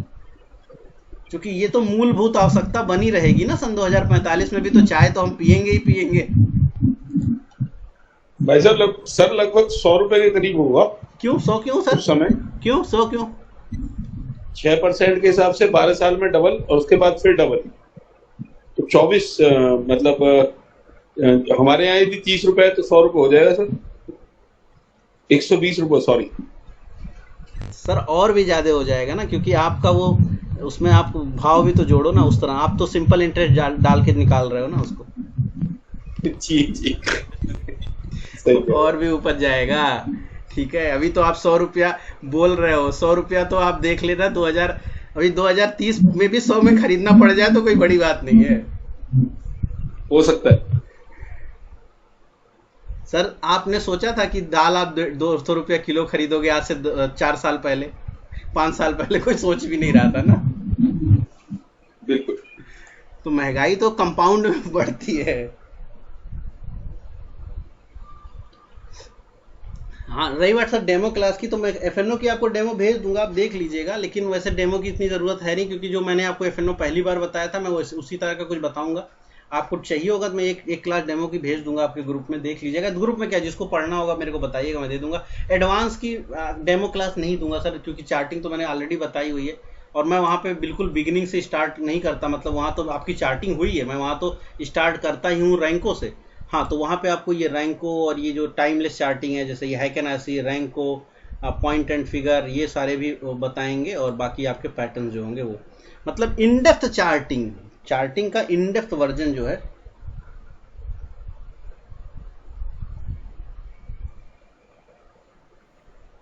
एक सर डेमो ट्रेड भी आपने लिया था फ्यूचर ऑप्शन में? हाँ बिल्कुल लिया था सर। वो आपका ट्रेड अभी तो मुझे ध्यान नहीं है, लेकिन वो ट्रेड तो प्रॉफिट में भी चल रहा था काफ़ी समय तक। तो ट्रेड वो प्रॉफिट में था, मे बी अभी भी होगा। वो फ्यूचर वाली क्लास में भी मैंने उसको लिया था एक्चुअली सर, मेरे को भी ध्यान एग्जैक्ट नहीं है। दिसंबर महीने का कॉल और पुट बेचा था, लेकिन मैं आपके ग्रुप में भूल गया था। उसमें क्या हुआ था कि पुट तो सर 5 या 10 रुपए पे आ चुकी है, आई थिंक वो 20 रुपया पे आ गई थी, और कॉल बढ़ गई थी। तो वहाँ पे कुछ फ्यूचर वाले ग्रुप में मैंने जब क्लोज के लिए बताया तो करीब करीब उसमें 200 रुपया बन रहे थे पर लॉट। तो मतलब करीब 5,000 या 6,000 रुपये का 7,000 तक का प्रॉफिट दिख रहा था उसमें, तो जब हमने उसको क्लोज किया था फ्यूचर वाले ग्रुप में।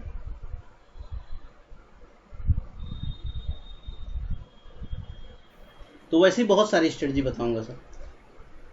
अच्छा सर, ये जब ग्रुप जैसे बंद हो जाएगा, लास्ट क्लास है, तो इसके बाद कुछ भी बड़ा होगा जैसे कुछ, तो आप ग्रुप में बता तो दोगे ना, जैसे कि देखिए कुछ बड़ा होने वाला है। देखिए ग्रुप में मैं एक्टिविटी करता हूँ, मैं ग्रुप में आपको इन्फॉर्मेशन देता रहता हूँ। ऐसा नहीं है सर मैं बंद नहीं करता, मैं इन्फॉर्मेशन आपको काफ़ी देता रहता हूँ।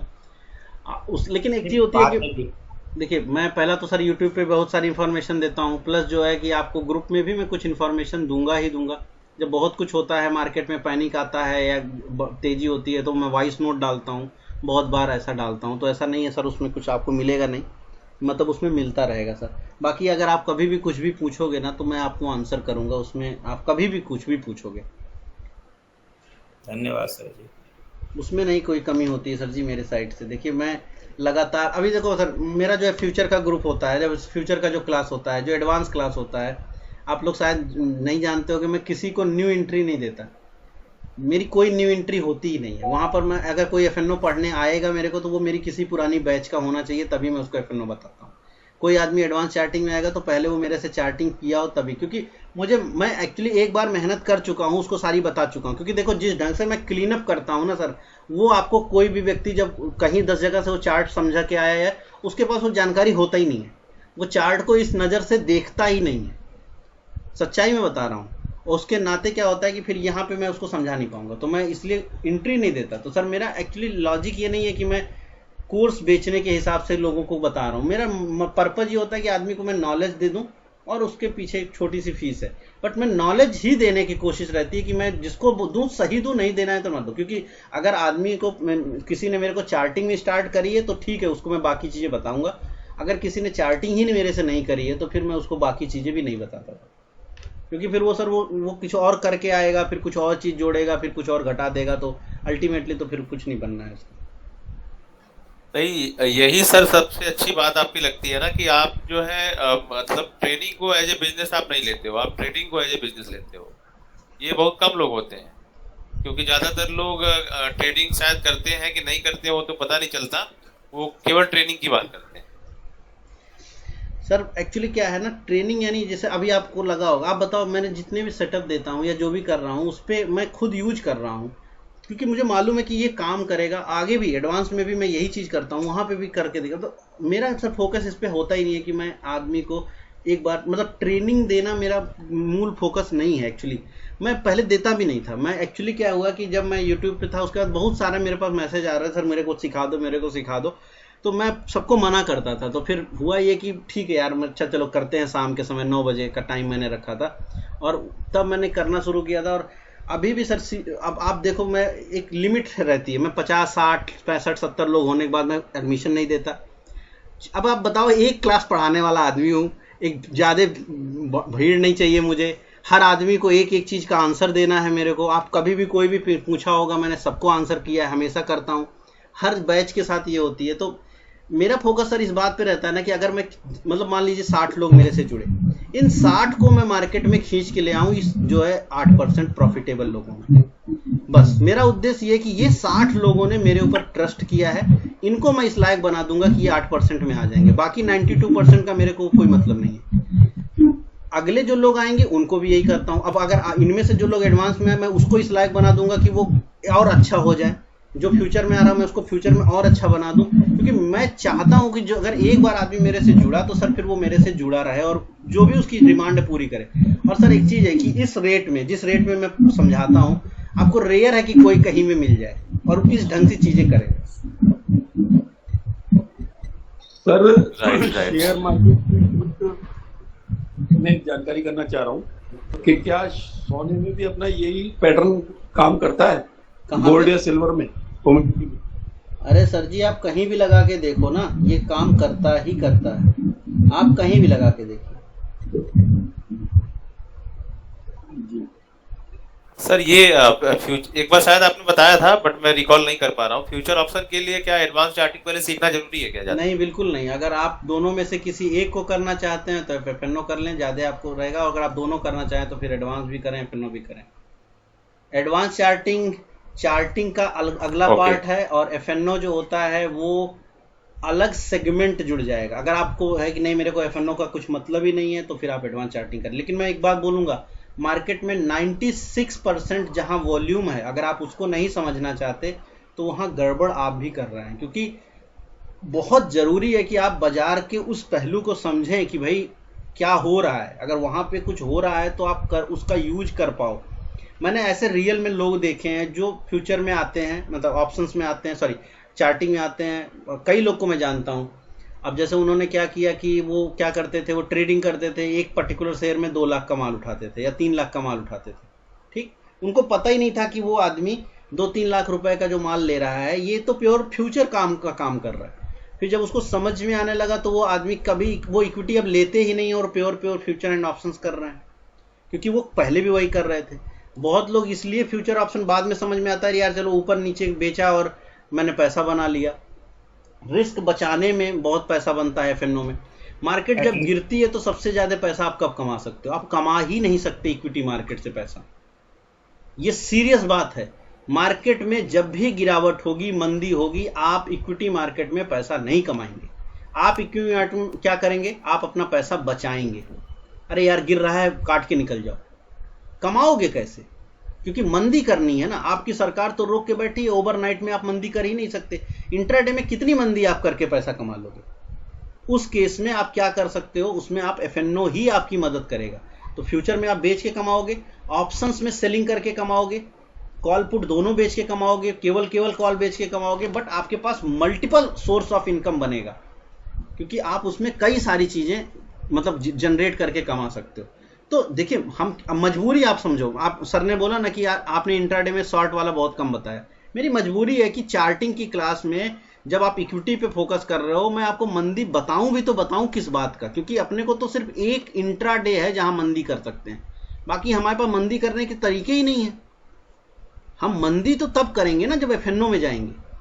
तो एफएनओ में मंदी आती है। मंदी में पैसा कमाने का तो सिर्फ और सिर्फ एक तरीका है, यही। इक्विटी तो कमा के दे ही नहीं पाएगी मंदी में। जो लोग बोलते हैं नहीं मेरे को मंथली इनकम चाहिए, हर महीने कुछ कमाना है, यार मैं अपनी दुकान चलाता हूँ, दुकान बंद करना चाह रहा हूँ, या मैं जॉब में हूँ उसको छोड़ना चाह रहा हूँ और मार्केट से कमाना चाह रहा हूँ, कैसे कमा? आप केवल इक्विटी मार्केट से नहीं कमा सकते, आप प्योर आपको ऑप्शंस में आना पड़ेगा, फ्यूचर्स में आना पड़ेगा। अलग अलग स्ट्रेटजी है, कम रिस्क की, बिल्कुल लो रिस्क की, सब मिलेगी, लेकिन मिलेगी वो यहीं पे।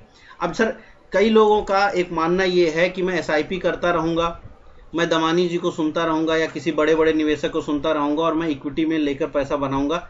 एक्चुअली ये बात सच नहीं है। देखिए उनका धंधा है, वो बताएंगे, वो बोलेंगे कि भाई तुम एकमात्र इक्विटी में बने रहो और बहुत पैसा बन जाएगा। लेकिन सर एक व्यक्ति जो आदमी अपना घर भी चलाता है, जिसको अपना घर चलाना है, उसको महीना 6 महीना में कुछ पैसा चाहिए। ठीक है, आप बोल सकते हो कि यार मेरे पास सैलरी आ रही है, ये ठीक है, लेकिन हो सकता है आप में से बहुत सारे लोग हैं जो अपनी सैलरी से ज़्यादा इनकम करना चाहते हो, कोई गलत बात नहीं है। लेकिन इक्विटी में आप पैसा पहले डालते हो और जो डालते हो फिर वही धीरे धीरे करके बढ़ता है, ये इसकी मजबूरी है। आप अगर 1000 रुपये डालोगे तो वही 1000 रुपये धीरे धीरे करके बढ़ेगा। जिस दिन आपने ये 1000 रुपये हटाया, जो बढ़ रहा था वो भी खत्म हो जाएगा। हो सकता है बढ़ करके वो 1010 हो जाए, तो 1010 आप लेके बाहर चले जाओ। लेकिन फ्यूचर एंड ऑप्शंस मार्केट में ऐसा नहीं है, ऐसा है, लेकिन उसमें आप एक हर महीना कमा रहे हो। जैसे मान लीजिए कि आपने यहाँ पे 1 लाख रुपए लेकर के आए, अब आपने 1 लाख रुपए में हर महीने में आपको कमाना है, तो अब समझिएगा दोनों में अंतर। इक्विटी है, आपने 1100 रुपया तक पहुंच गया, अब मार्केट गिरने लग गई, वापस से वो 1000 हो गई, अल्टीमेटली आप नहीं कमाए, अल्टीमेटली वो वहीं पे है। यही सबसे बड़ा डर है इक्विटी वालों का कि मैं गलत टाइम पे ले लूंगा तो गिर जाएगा तो मैं फंस जाऊंगा। लेकिन ऐसा नहीं होगा, चार्ट पे आप करोगे ठीक रहेगा, बट फिर भी ये डर तो है। यानी इक्विटी में आप हर महीने नहीं कमा सकते हो, यहाँ आप साल में कमा सकते हो, 5 साल में कमा सकते हो, 10 साल में कमा सकते हो। ये बोलो कि साल भर में कमा लिए, हाँ ये कर सकते हो कि साल भर में आप अपनी यहाँ तनख्वाह ले लो कि साल भर में मैंने यार यहाँ से बाजार से आज कमाया 20% और वो 20% मैंने निकाल लिए, ये कर सकते हो। बट F&O मार्केट आपको ये सुविधा देता है कि आप हर महीने 1%, 2% को टारगेट बना सकते हो, 4% को टारगेट बना सकते हो, और हर महीने 4% अपना विड्रॉ करो, और वो अमाउंट अगर इतना बड़ा है उससे आपका घर चल सकता है तो आप पूरा उस पर फोकस कर सकते हो। तो इक्विटी मार्केट में पैसा डाल के आप अपनी दुकान बंद नहीं कर सकते, आप अपनी सैलरी रोक नहीं सकते, या अपना ये भी नहीं बोल सकते कि यार मैं उस पैसे को निकाल के गाड़ी खरीद लूँ और उसके बाद कुछ होगा देखेंगे, वो नहीं होगा, क्योंकि वही पैसा आपका बढ़ रहा है। यहाँ पर एक एक्सेस मनी आपको मिलता रहता है और उसका ये आप खर्च में भी डाल पाते हो, या मंथली इनकम या मंथली सैलरी भी निकाल पाते हो। तो ये काम यहाँ पे कर सकते हैं, वहाँ पे आप ये नहीं कर सकते। सर मैं जो पोर्टफोलियो मैनेज करता हूँ उसके बारे में बताऊँ सर, उसके बारे में मैं यहाँ नहीं बताऊँगा सर। अगर आपको ज़रूरत है मेरे पोर्टफोलियो के बारे में जानने की तो आप मुझे पर्सनल मैसेज कर दीजिएगा, मैं उसकी इन्फॉर्मेशन आपके साथ शेयर कर दूँगा। ठीक सर, ये पूछना था, चार्ट में अगर हम देखना चाहें कि जैसे टेलीकॉम सेक्टर है तो उसमें सर्विसेज और इंस्ट्रूमेंट दोनों को कंपेयर करना चाहें तो कैसे करेंगे? पर्टिकुलर स्टॉक पर करके करेंगे सर? मनी सर अब देखिए, नहीं अगर अब देखिए सर, अगर आप मान लो उसमें टेलीकॉम में आप बोल रहे हो कि उसमें सर्विसेज भी है और उसमें इक्विपमेंट भी है, तो देखो सर जी, ना तो इक्विपमेंट की कोई इंडेक्स बनी हुई है और ना टेलीकॉम सर्विस की कोई इंडेक्स बनी है। सर हम और आप क्या करते हैं, हम और आप तो उपयोग करते हैं ना जो अपने को मिलता है। अब जैसे हम यहाँ पे क्लिक करेंगे, अब अगर हमको यहाँ पे हम टाइप करें टेलीकॉम, तो हमारे पास जब टेलीकॉम का कोई इंडेक्स आएगा ही नहीं तो हम कंपेयर काहे चीज से करें, नहीं कर पाएंगे ना सर। अब अगर हम मान लीजिए यहाँ पे निफ्टी टाइप करें FMC, अब FMCG आ गया अपने पास, तो हम FMCG को तो कर सकते हैं कंपेयर, लेकिन भाई जब मेरे टेलीकॉम हमको मिलता ही नहीं है तो हम करें कैसे? नहीं है ना, तो जो है ही नहीं उसके लिए फिर हमको स्टॉक पे जाना पड़ेगा। तो अब आपके लिए मैंने सर आपको बताया था कि वो मनी कंट्रोल की वेबसाइट पे जा करके आप उसको सेक्शन में चेक कर लीजिएगा, है ना, कि सेक्टर वाइज कि टेलीकॉम में कौन सा काम करता है जो इक्विपमेंट बनाता है, और वो अगर कोई कंपनी है तो फिर उसको कंपनी टू कंपनी आप जो है क्या करेंगे, उसको आप अपना वो चेकआउट करना पड़ेगा।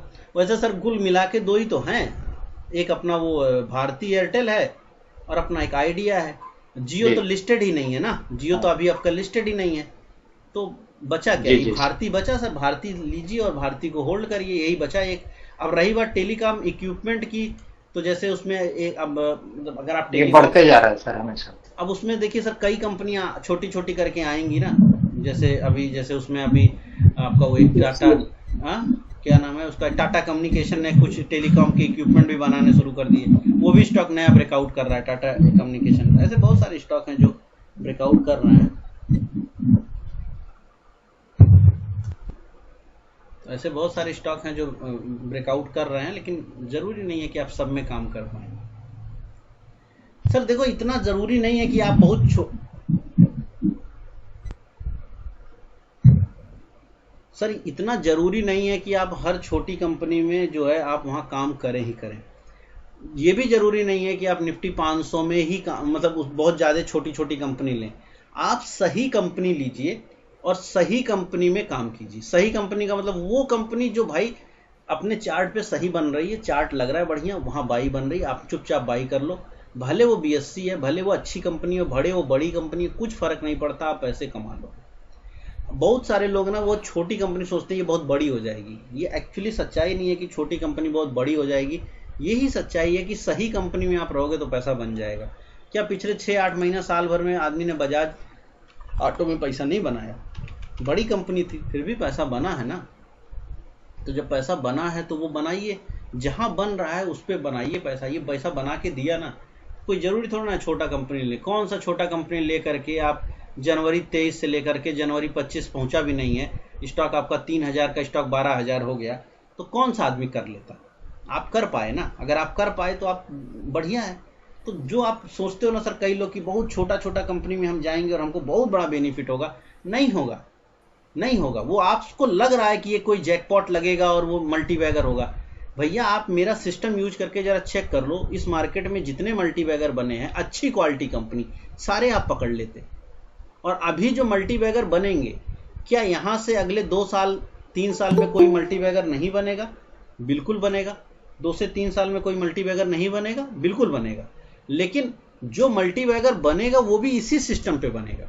अभी मैडम ने पूछा आइसर मोटर ब्रेकआउट कर रहा है, हो सकता है आइसर मोटर अगला मल्टीबैगर, क्या ही फर्क पड़ेगा, कर सकता है, बिल्कुल ब्रेकआउट कर रहा है। बहुत सारे स्टॉक, टाटा पावर अभी ब्रेकआउट कर रहा है। आप बोल सकते हो कि नहीं बनेगा। मैं सीरियसली बोलूं, मैंने अनंतराज जब खरीदा था, मैं इस शेयर के बारे में आपको सच्चाई बताता हूं। हमने अनंतराज जब खरीदा, मैं नहीं जानता था, मैं सीरियसली बोल रहा हूं कि मुझे नहीं मालूम था यार कि ये 750 का शेयर बिकेगा। मेरे को सपने में भी कोई मुझसे पूछता कि यार ये 50-60 रुपए का अनंतराज ये 750 बिकेगा, मैं बोलता अरे नहीं बिकेगा, छोड़ो, इस लायक तो नहीं है। लेकिन सीरियसली पिछले 2-3 साल में जो मैंने सबसे ज्यादा इन्वेस्टिंग करके जिस शेयर में पैसा कमाया है वो ये शेयर है अनंतराज। कोई बड़ा सा नाम नहीं, कुछ नहीं, बस लिया, बैठा रहा और इसने काटा ही नहीं और ये लेके बैठा रहा, ये पड़ा रहा। बाकियों में मैं ऊपर नीचे भले किया हूं बट इसमें नहीं किया और अल्टीमेटली ये बना रह गया। छोटी कंपनी नहीं है, बहुत नाम नहीं है, लेकिन काफी बड़ा पैसा। आपके पास है सर ये शेयर अनंतराज? जी हाँ है। हाँ मैंने भी ले रखा है। ये 100 कुछ रुपए पे 200 के आसपास है। इसको सर मैंने YouTube पे पहले मैं बहुत कवर करता था, इसको मैंने बहुत लोगों को खरीदवाया भी था। अभी थोड़ा ये हो सकता है नीचे जाए, लेकिन अल्टीमेटली चार्ट बहुत अच्छा है। अभी यहाँ पे क्या करना, देखो सर यहाँ पे मैं यही बोलूंगा कि यहाँ पे अभी मत खरीदिए, क्योंकि टाइम लगेगा, हो सकता है थोड़ा सा ये करेक्शन भी करे और उसके बाद ब्रेकआउट करे। जब अगला ब्रेकआउट आए तब बाई करिए। बट देखिए क्या होता है, हमको पता नहीं होता है सर कि कौन सा शेयर कितना बड़ा। अभी क्या मालूम 7000 पे रुक जाए, 700 पे रुक जाएगा, ये भी तो हो सकता है 1400 हो जाए, ये पॉसिबिलिटी है। अभी तो ये बढ़ ही जा रहा है ना, अभी यहाँ कुछ कटिंग तो किया नहीं, तो अपने को पॉसिबिलिटी नहीं पता होती सर कि कितना ऊपर जाएगा। कोई भी शेयर कहीं भी जा सकता है, तो आप बस शेयर सही लीजिए। खराब क्वालिटी में रहेंगे तो आपको तकलीफ होगा, सर्किट वर्किट लगा के ऊपर जाएगा, जब गिरेगा तो आप निकल ही नहीं पाएंगे। लेकिन जब शेयर एकदम स्मूथ चाल चल रहा हो ना, तो बहुत इत्मीनान से उसके साथ बैठे रहिए और वो आपको पैसा बना के दे देगा। स्मूथली जो शेयर जाते हैं ना, वो बहुत आराम से पैसा बनाते हैं, उसी में आप बड़ा पैसा बना पाएंगे। आपको ये लग रहा हो ना कि कोई छोटा सा कंपनी है, वो रोज 5% का सर्किट लगाता है, इसमें आप बहुत पैसा बना लेंगे, नहीं बनाएंगे। क्यों नहीं बनाएंगे? क्योंकि आपकी हिम्मत नहीं होगा, आपकी एपिटाइट यानी आपकी जो क्षमता है ना, अगर आप हर शेयर में 50,000 डालते होंगे ना, ऐसी कंपनी में आप बोलोगे अरे छोड़ो यार 20,000 ही लगाओ, क्योंकि आपको डर लगेगा यार कि वो हम बेच पाएंगे कि नहीं। तो अल्टीमेटली आपका 20,000 रहे जो डबल हो जाएगा, ट्रिपल हो जाएगा। लेकिन ये टाइप के स्टॉक में आप बार बार बाई भी कर पाते हो और वेट करके ये स्टॉक धीरे धीरे करके चला जाता है। किसी भी फंडामेंटल वाले से ये स्टॉक जस्टिफिकेशन में नहीं जाएगा।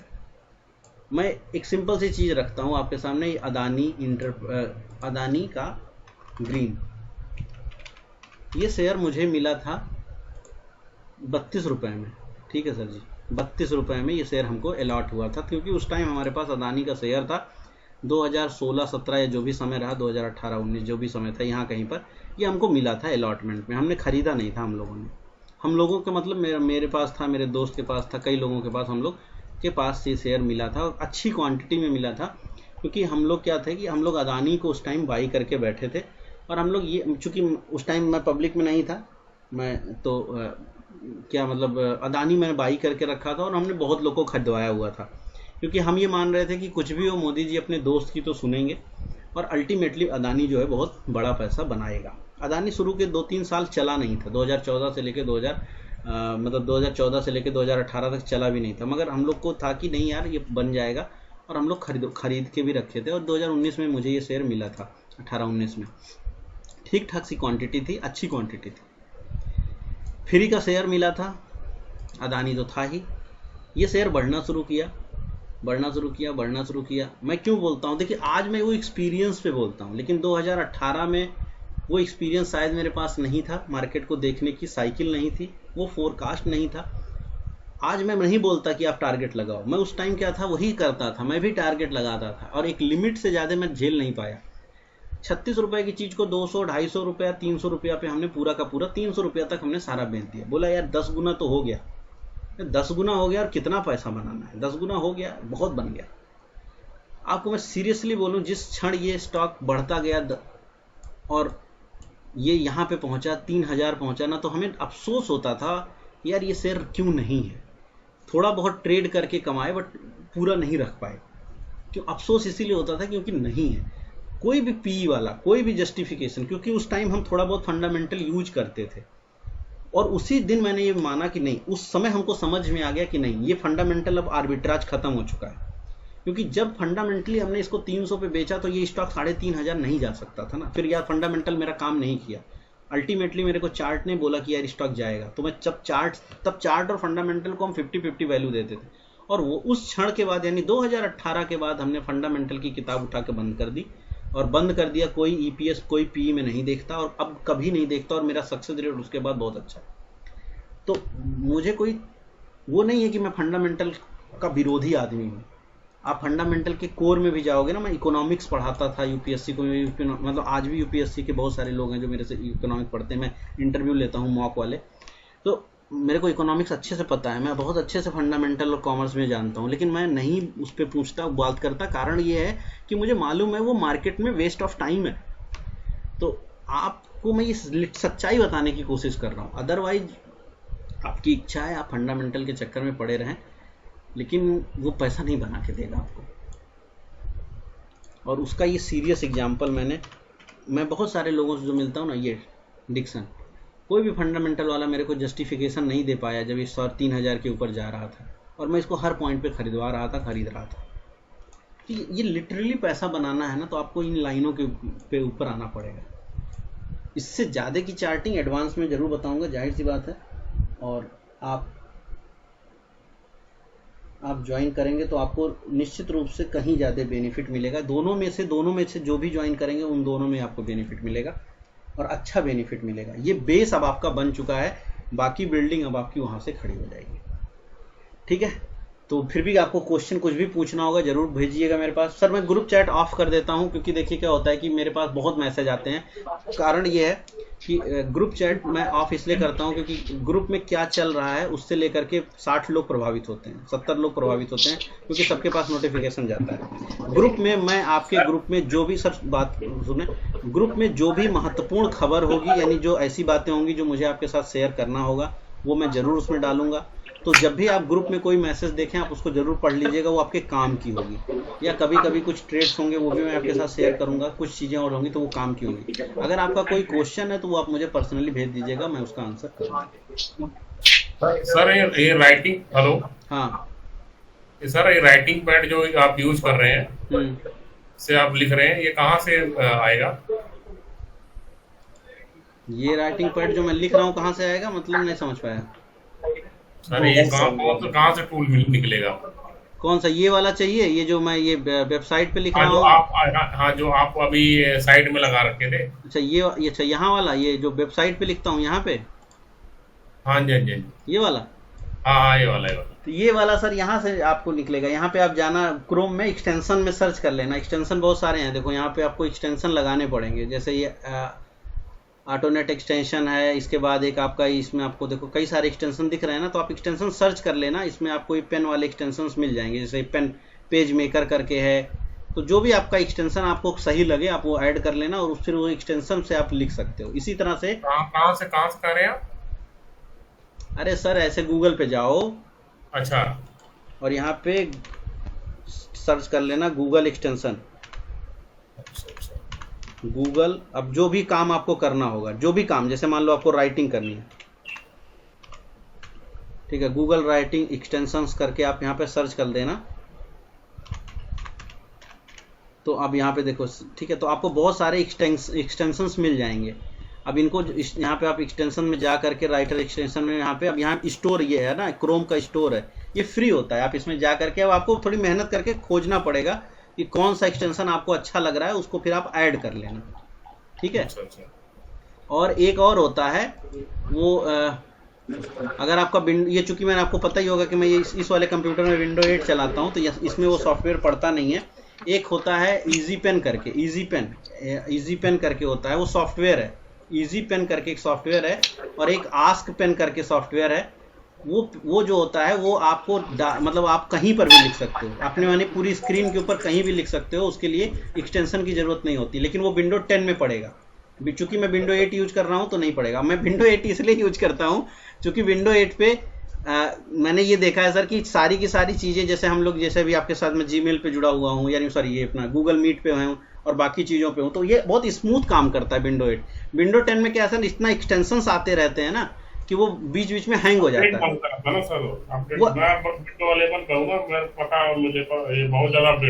नहीं सर, अपडेट नहीं। जैसे अभी क्लास चल रही होती ना कहीं क्या होता है, 5-7 क्लास के बाद एकाएक अपने आप क्लास के दौरान एरर आ जाएगा, या मेरा रिकॉर्डिंग रुक जाएगा, या कुछ ना कुछ उल्टा पलटा वो कर ही देगा।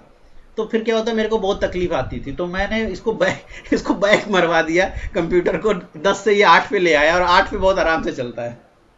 अच्छा, सर एफएनओ क्लास का डिटेल आप ग्रुप पे डाल देना। हाँ जी सर, क्या एफएनओ का क्या बोला आपने? सर एफएनओ डिटेल की क्लास की डिटेल्स आप शेयर कर सर एफएनओ क्लास की डिटेल में मैं ही बता देता हूँ। डिटेल क्या शेयर करूंगा सर जी? एफएनओ में मैं आपको ऑप्शंस बाइंग बताऊंगा, सेलिंग बताऊंगा। नहीं सर, कब क्लास चालू होगी, खाली वो तो बताऊंगा ही सर, वो सब तो बताऊंगा, वो सब बताऊंगा। हाँ, ऑप्शन बाइंग बताऊंगा सर, कब करना है। सेलिंग बताऊंगा, सेलिंग में बहुत सारी स्ट्रेटजी हैं, जितनी 8-10 स्ट्रेटजी, उनको बताऊंगा, उनका मैनेजमेंट समझाऊंगा, फ्यूचर समझाऊंगा, फ्यूचर से रिलेटेड स्ट्रेटजी समझाऊंगा। तो ये सारा का सारा उसमें कवर होगा। एडवांस चार्ट में पहले ही बता दिया कि पैटर्न सारे आएंगे, कवर करूंगा काफ़ी सारे।